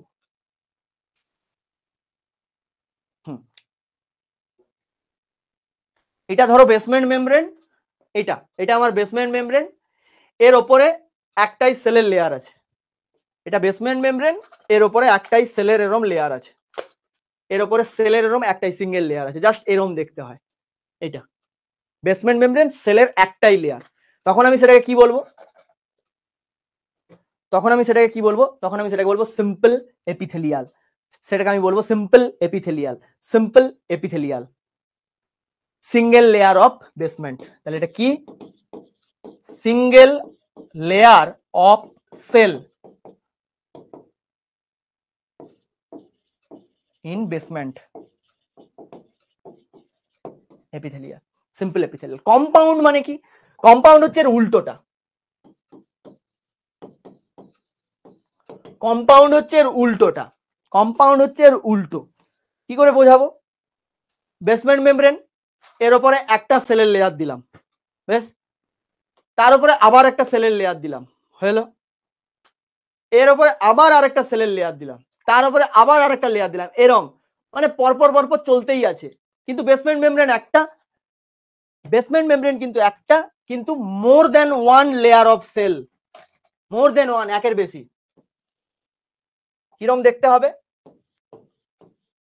এরম একটা সেলের লেয়ার, তার উপরে আবার একটা সেলের লেয়ার, তার উপরে আবার একটা সেলের লেয়ার, তার উপরে আবার একটা, এইভাবে। যখন এরম এরম, অর্থাৎ যখন মাল্টিপল লেয়ার থাকবে, সেলের যখন মাল্টিপল লেয়ার থাকে, multiple layer of cell at one basement membrane, multiple layer of cell, তখন সেটাকে আমরা বলবো কম্পাউন্ড এপিথেলিয়াল। এই দুটো মাথাতে ঢুকলো, এই দুটো জিনিস মাথাতে ঢুকলো, তখন আমরা সেটাকে বলবো কম্পাউন্ড এপিথেলিয়াল। এবার কি ফাংশন দেখতে হবে। সিম্পল এপিথেলিয়াল কি করে? লিনিং এর কাজ করে বা লাইনিং এর কাজ করে। সিম্পল এপিথেলিয়ালের সবথেকে গুরুত্বপূর্ণ কাজটা কি না, এরা লিনিং এর কাজ করে। আর কি করে? সেক্রেশন করে, কোনো কিছু ক্ষরণ করতে সাহায্য করে। আর কি করে? অ্যাবজর্পশন করতে, শোষণ করতে, ডিফিউশনে, ব্যাপন প্রক্রিয়া, এই সমস্ত কাজগুলোতে এরা করে, এই সমস্ত কাজগুলো এরা করে। বেশ ভালো করে দেখো, একটা বেসমেন্ট মেমব্রেনের উপরে মানে একটা টিস্যু, তার উপরে যদি একটা সেলের সিঙ্গেল লেয়ার থাকে, তবেই ওই টিস্যুটা খুব সহজে তার ভেতরের কোনো একটা ক্ষরণ, ধরো একটা এনজাইম বা যাই হোক কিছু একটা, যে কোনো একটা সেক্রেশন, সেটাকে খুব সহজে বাইরে বের করে দিতে পারবে। কেন? লেয়ারটা সিঙ্গেল আছে। আবার সিঙ্গেল লেয়ার থাকলে বাইরের থেকে কোনো জিনিস বা ওই যে এই যে অক্সিজেন যে আসছে, অক্সিজেন আলটিমেটলি ব্লাডের ভেতরে ব্লাড ভেসেলের মধ্যে যাচ্ছে কিভাবে? ডিফিউশনের মাধ্যমে যাচ্ছে। ডিফিউশন কেন? কারণ ওই লেয়ারটাকে ওরম ভাবে বানিয়ে রাখা হয়েছে যাতে খুব সহজে ডিফিউশনটা হয়, অক্সিজেনটা যাতে বাইপাস করতে পারে। হলো। আর কি? অ্যাবজর্পশন, খাবারটা যে শোষণ হবে সেটা অ্যাবজর্পশন হওয়ার জন্য লেয়ারটাকে আমাকে সিম্পল লেয়ার রাখতে হবে, বেশি মোটা করা যাবে না, তাহলে অ্যাবজর্পশন তো হবে না। বুঝতে পেরেছো? যে কারণে এই কাজগুলো এরা করে। তাহলে lining, secretion, absorption and diffusion, এই কাজগুলো এরা করে। এবার কম্পাউন্ড আমি কোথায় করব? ভালো করে ভাবো, কম্পাউন্ড কোথায় করব? আজকে আমার এই যে স্কিন, এই স্কিনটা দেখে মনে হচ্ছে কিছুই নয়, কিন্তু এই স্কিনকে যদি কাটো এর মধ্যে বহু লেয়ার পাবে। স্কিনটাকে যদি কাটো এর মধ্যে বহু সেলের লেয়ার পাবে, দেন একটা সময় গিয়ে আলটিমেটলি তুমি বোনে গিয়ে অ্যাটাচ হবে, কিন্তু তার উপরে বহু লেয়ার আছে সেলের। তাহলে মাল্টিপল লেয়ার অফ সেল, যার প্রকৃষ্ট উদাহরণ হচ্ছে আমাদের স্কিন। স্কিন কি কাজ করছে? কেন স্কিনটাকে এরকম ভাবে বানানো হয়েছে, এতগুলো করে সেলের লেয়ার দেওয়া হয়েছে যাতে খুব সহজে স্কিনে আঘাত না লাগে। ধরো আমার হাতে একটা পেন আছে, আমি যদি এখনই ফুটিয়ে দেই, যদি সিঙ্গেল লেয়ার থাকতো এক্ষুনি ফুটা হয়ে যেত, কিন্তু হচ্ছে কি? হচ্ছে না। কেন? মাল্টিপল লেয়ার দেওয়া আছে, মাল্টিপল লেয়ার দেওয়া আছে, যে কারণে হচ্ছে না। বাইরে থেকে রোগ জীবাণুকে প্রোটেক্ট করবে। তাহলে protection, protection against chemical and mechanical. আমি এইটা দিয়ে যখন আঘাত করছি, এটা কি? মেকানিক্যাল। এটা দিয়ে যখন আঘাত করছি মেকানিক্যাল। কোন একটা কেমিক্যাল আমি দিয়ে দেবো, ডাইরেক্ট ভেতরে চলে যাবে? যাবে না। হয়তো বাইরেটা হালকা একটু কিছু হতে পারে, কিন্তু খুব একটা ইফেক্ট হবে না। ধরো বাইরে থেকে কোনো একটা রোগ জীবাণু এসছে, তাহলে স্কিন কি? গার্ড করছে সেটাকে। তাহলে protection against chemical and mechanical stress. আর কি? আমাদের স্কিনের সারফেসটাকে ড্রাই করে। ড্রাই সারফেস অফ স্কিনে আমরা কম্পাউন্ড এপিথেলিয়াল দেখতে পাবো। আর কোথায় দেখতে পাবো? মুখের ভেতরে। মুখের ভেতরে এখন আঙুল দিও না, নোংরা আছে হাতে। মুখের ভেতরটাকে ভালো করে দেখবে, মিরর নিয়ে দেখবে, ভেতরটা দেখবে শক্ত। জিভ দিয়ে পুরো মুখের ভেতরটাকে বোলাও, দেখো শক্ত, খুব হার্ড, খুব শক্ত হয়। কেন বলো দেখি? ওই যে মাল্টিপল লেয়ার থাকে বলে। এবং ময়েস্টি, এটা কি? মুখগহ্বর, বাক্কাল ক্যাভিটি। আর কোথায় থাকে? বাক্কাল ক্যাভিটি অফ মাউথ, যেটা ময়েস্ট হয়, হালকা আর্দ্র হয়, ভেজা ভেজা থাকে। আর কোথায় থাকে? Pancreatic duct, pancreas, pancreatic duct. প্যানক্রিয়াসের মধ্যে দিয়ে ধরো এনজাইম যাচ্ছে, প্যানক্রিয়াস থেকে একটা এনজাইম ডাক্টের ভেতর দিয়ে যাচ্ছে, প্যানক্রিয়াস থেকে একটা এনজাইম ডাক্টের ভেতর দিয়ে যাচ্ছে, প্যানক্রিয়াস থেকে একটা এনজাইম ডাক্টের ভেতর দিয়ে যাচ্ছে। তাহলে ডাক্টের ভেতর দিয়ে যেতে যেতে যদি কখনো বাইরে বেরিয়ে চলে আসে কি হবে? যদি বাইরে বেরিয়ে চলে আসে কি হবে? তাহলে তোমার তো শরীরের ক্ষতি হবে, শরীরের ক্ষতি হবে। যার জন্য কি করা হচ্ছে, যে ওর ভেতর দিয়ে যদি এনজাইম যাবে, তাহলে ওর ভেতরের যে লেয়ারটা, ওই লেয়ারটাকে আমাকে মাল্টিপল সেলের লেয়ার দিতে হবে, যাতে এনজাইমটা খুব সহজে বাইরে না বেরিয়ে আসতে পারে। কারণ বাইরে এলে বিপদ, বাইরে এলে বিপদ। স্যালিভারি ডাক্টের মধ্যেও সেম জিনিস দেখা যায়। যে কোনো গ্ল্যান্ডের ডাক্টের মধ্যে আমরা কম্পাউন্ড এপিথেলিয়াল টিস্যুকে দেখতে পাবো। আশা করছি এটা বুঝতে খুব একটা অসুবিধে হলো না, আশা করছি এটা বুঝতে খুব একটা অসুবিধে হলো না। বোঝা গেছে সবার? বোঝা গেছে? কোনো কনফিউশন নেই? বোঝা গেছে সবার? কনফিউশন নেই কোনো? বোঝা গেল? কোনো কনফিউশন নেই? কুইক কুইক কুইক, কোনো কনফিউশন নেই?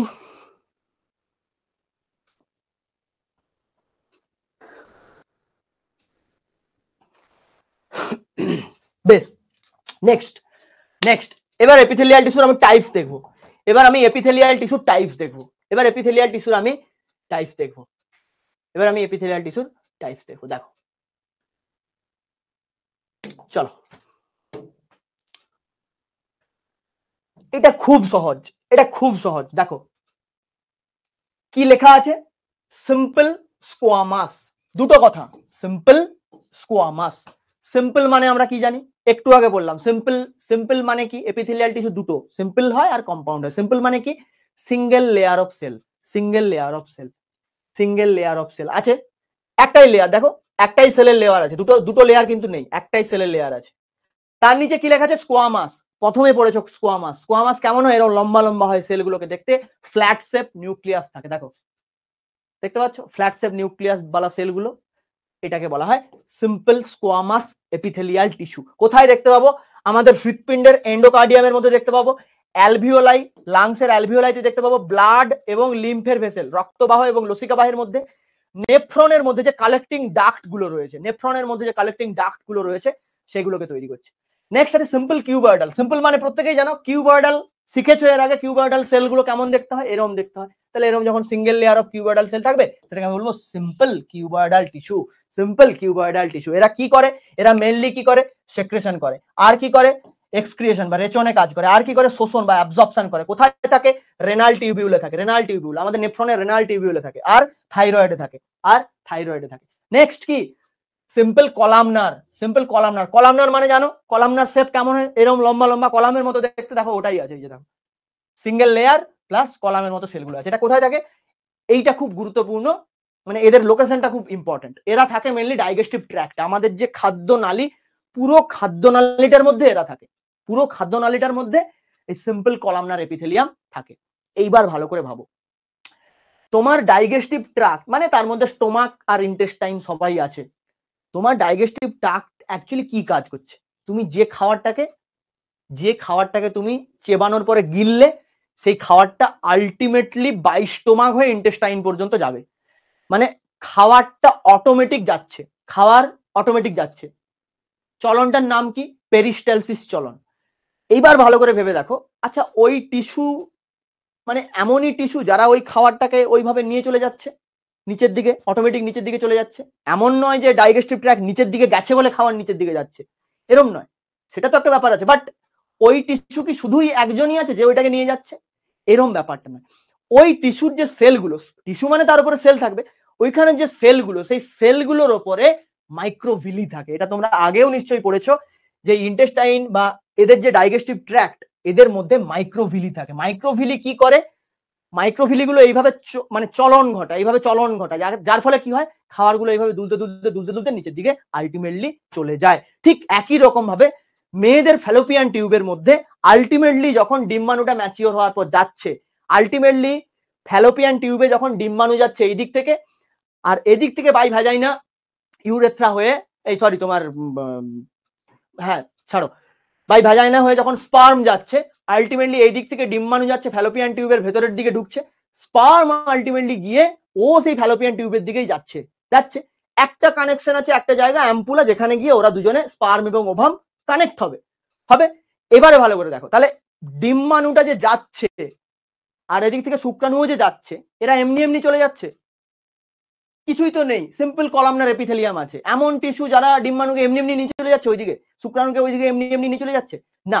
ফ্যালোপিয়ান টিউবের মধ্যে যে সেলগুলো থাকে, মানে ফ্যালোপিয়ান টিউবের মধ্যে সিম্পল কলামনার এপিথেলিয়ামের উপরে যে সেলগুলো থাকে, ওই সেলগুলোর ওপরে আরো একটা জিনিস থাকে, সিলিয়া, অর্থাৎ ওগুলো সিলিয়েটেড সেল হয়। ওই সিলিয়াগুলো এইভাবে নড়াচড়া করে, স্পার্ম এবং ওভামকে মুভমেন্ট করতে সাহায্য করে, স্পার্ম এবং ওভামকে মুভমেন্ট করতে সাহায্য করে। ঠিক সেম জিনিসটা আমরা আরো একটা জায়গায় দেখতে পাবো, অর্থাৎ সিলিয়েটেড এপিথেলিয়াম আরো একটা জায়গায় দেখতে পাবো আমরা, ব্রঙ্কিওলের মধ্যে, কারণ ওখানেও সেম জিনিস হয়, ব্রঙ্কিওলের মধ্যেও সিলিয়েটেড হয়। বেশ, আর কি? আর কিছুই নয়, সেক্রেশন করে আর অ্যাবজর্পশন করে, বাস হয়ে গেল, শেষ। হ্যাঁ, রেনাল টিউবিউলের মধ্যে সিম্পল কিউবয়েডাল থাকে বলেছিলাম। এখানে মেইনলি যে জায়গাটা থাকে পিসিটির মধ্যে থাকে, পিসিটির মধ্যে থাকে মানে নিকটবর্তী সংবর্ত নালিকা, প্রক্সিমাল কনভলিউটেড ট্র্যাক্টের মধ্যে থাকে, এই টিউবিউলের মধ্যে থাকে, প্রক্সিমাল কনভলিউটেড টিউবিউলের মধ্যে থাকে। পিসিটির মধ্যে মেইনলি সিম্পল কিউবয়েডাল থাকে। ব্যাস, দ্যাটস অল ফর টিস্যু। শেষ, শেষ, টিস্যু শেষ, আর কিছু নেই, টিস্যু শেষ, আর কিছু নেই। That's all for tissue. শেষ, টিস্যু শেষ। বলো, বোঝা গেল? এতক্ষণ যা পড়ালাম বোঝা গেল? বুঝলে সবাই ঠিকঠাক করে? জানি না কে কোথা থেকে দেখছো, জানি না কে কোথা থেকে দেখছো বা কেউ দেখছেন। কেমন লাগলো ক্লাস? অবশ্যই প্রত্যেকে কমেন্ট বক্সে জানিও। এখন লাইভ প্রিমিয়ারের কমেন্ট চলছে, মেইন কমেন্ট বক্সে প্রত্যেকে জানিও ক্লাস কেমন লাগলো। কেমন লাগার থেকে বড় কথা কতটা সহজ লাগলো, কারণ আমার পড়ানোর উদ্দেশ্য একটাই, যে কোনো জিনিসকে আমি একটা জিনিস বারবার বলি, আমাদের এনএনজিএম ব্যাচ আছে, তো একটা জিনিস বারবার বলি যে সায়েন্স ইকুয়ালস টু কনসেপ্ট, নান আদার, অন্য কিছুই নয়, সায়েন্স কনসেপ্ট ছাড়া আর কিছুই নয়। তো আমার কাজ ওই কনসেপ্টটাকে একদম সহজ করে একটা স্টুডেন্টের মাথায় দিয়ে দেওয়া, এইটুকুই আমার কাজ, এর বেশি আর আমার পড়ানোর মধ্যে আর কিছু কাজ নেই, এইটুকুই আমার কাজ। তো জানিও কেমন লাগলো, থ্যাংক ইউ সো মাচ প্রত্যেকে খুব ভালো থেকো, সুস্থ থেকো, আবার দেখা হবে যদি আমি আজকের ক্লাসে ভালো রেসপন্স পাই, তো দেন এএনএম জেনপাসের জন্য তো ক্লাস আপলোডেড হচ্ছেই, আরো হবে, আরআরবি এনটিপিসি এবং এসএসসি বায়োলজির জন্য অবভিয়াসলি স্পেসিফিক্যালি আমি ক্লাস দেওয়ার চেষ্টা করবো, যদি আজকের ক্লাসে আমি ভালো রেসপন্স পাই বা বাইরে থেকে যদি কেউ দেখে থাকেন। থ্যাঙ্কস ফর ওয়াচিং, আজকের মতো এখানেই শেষ করলাম।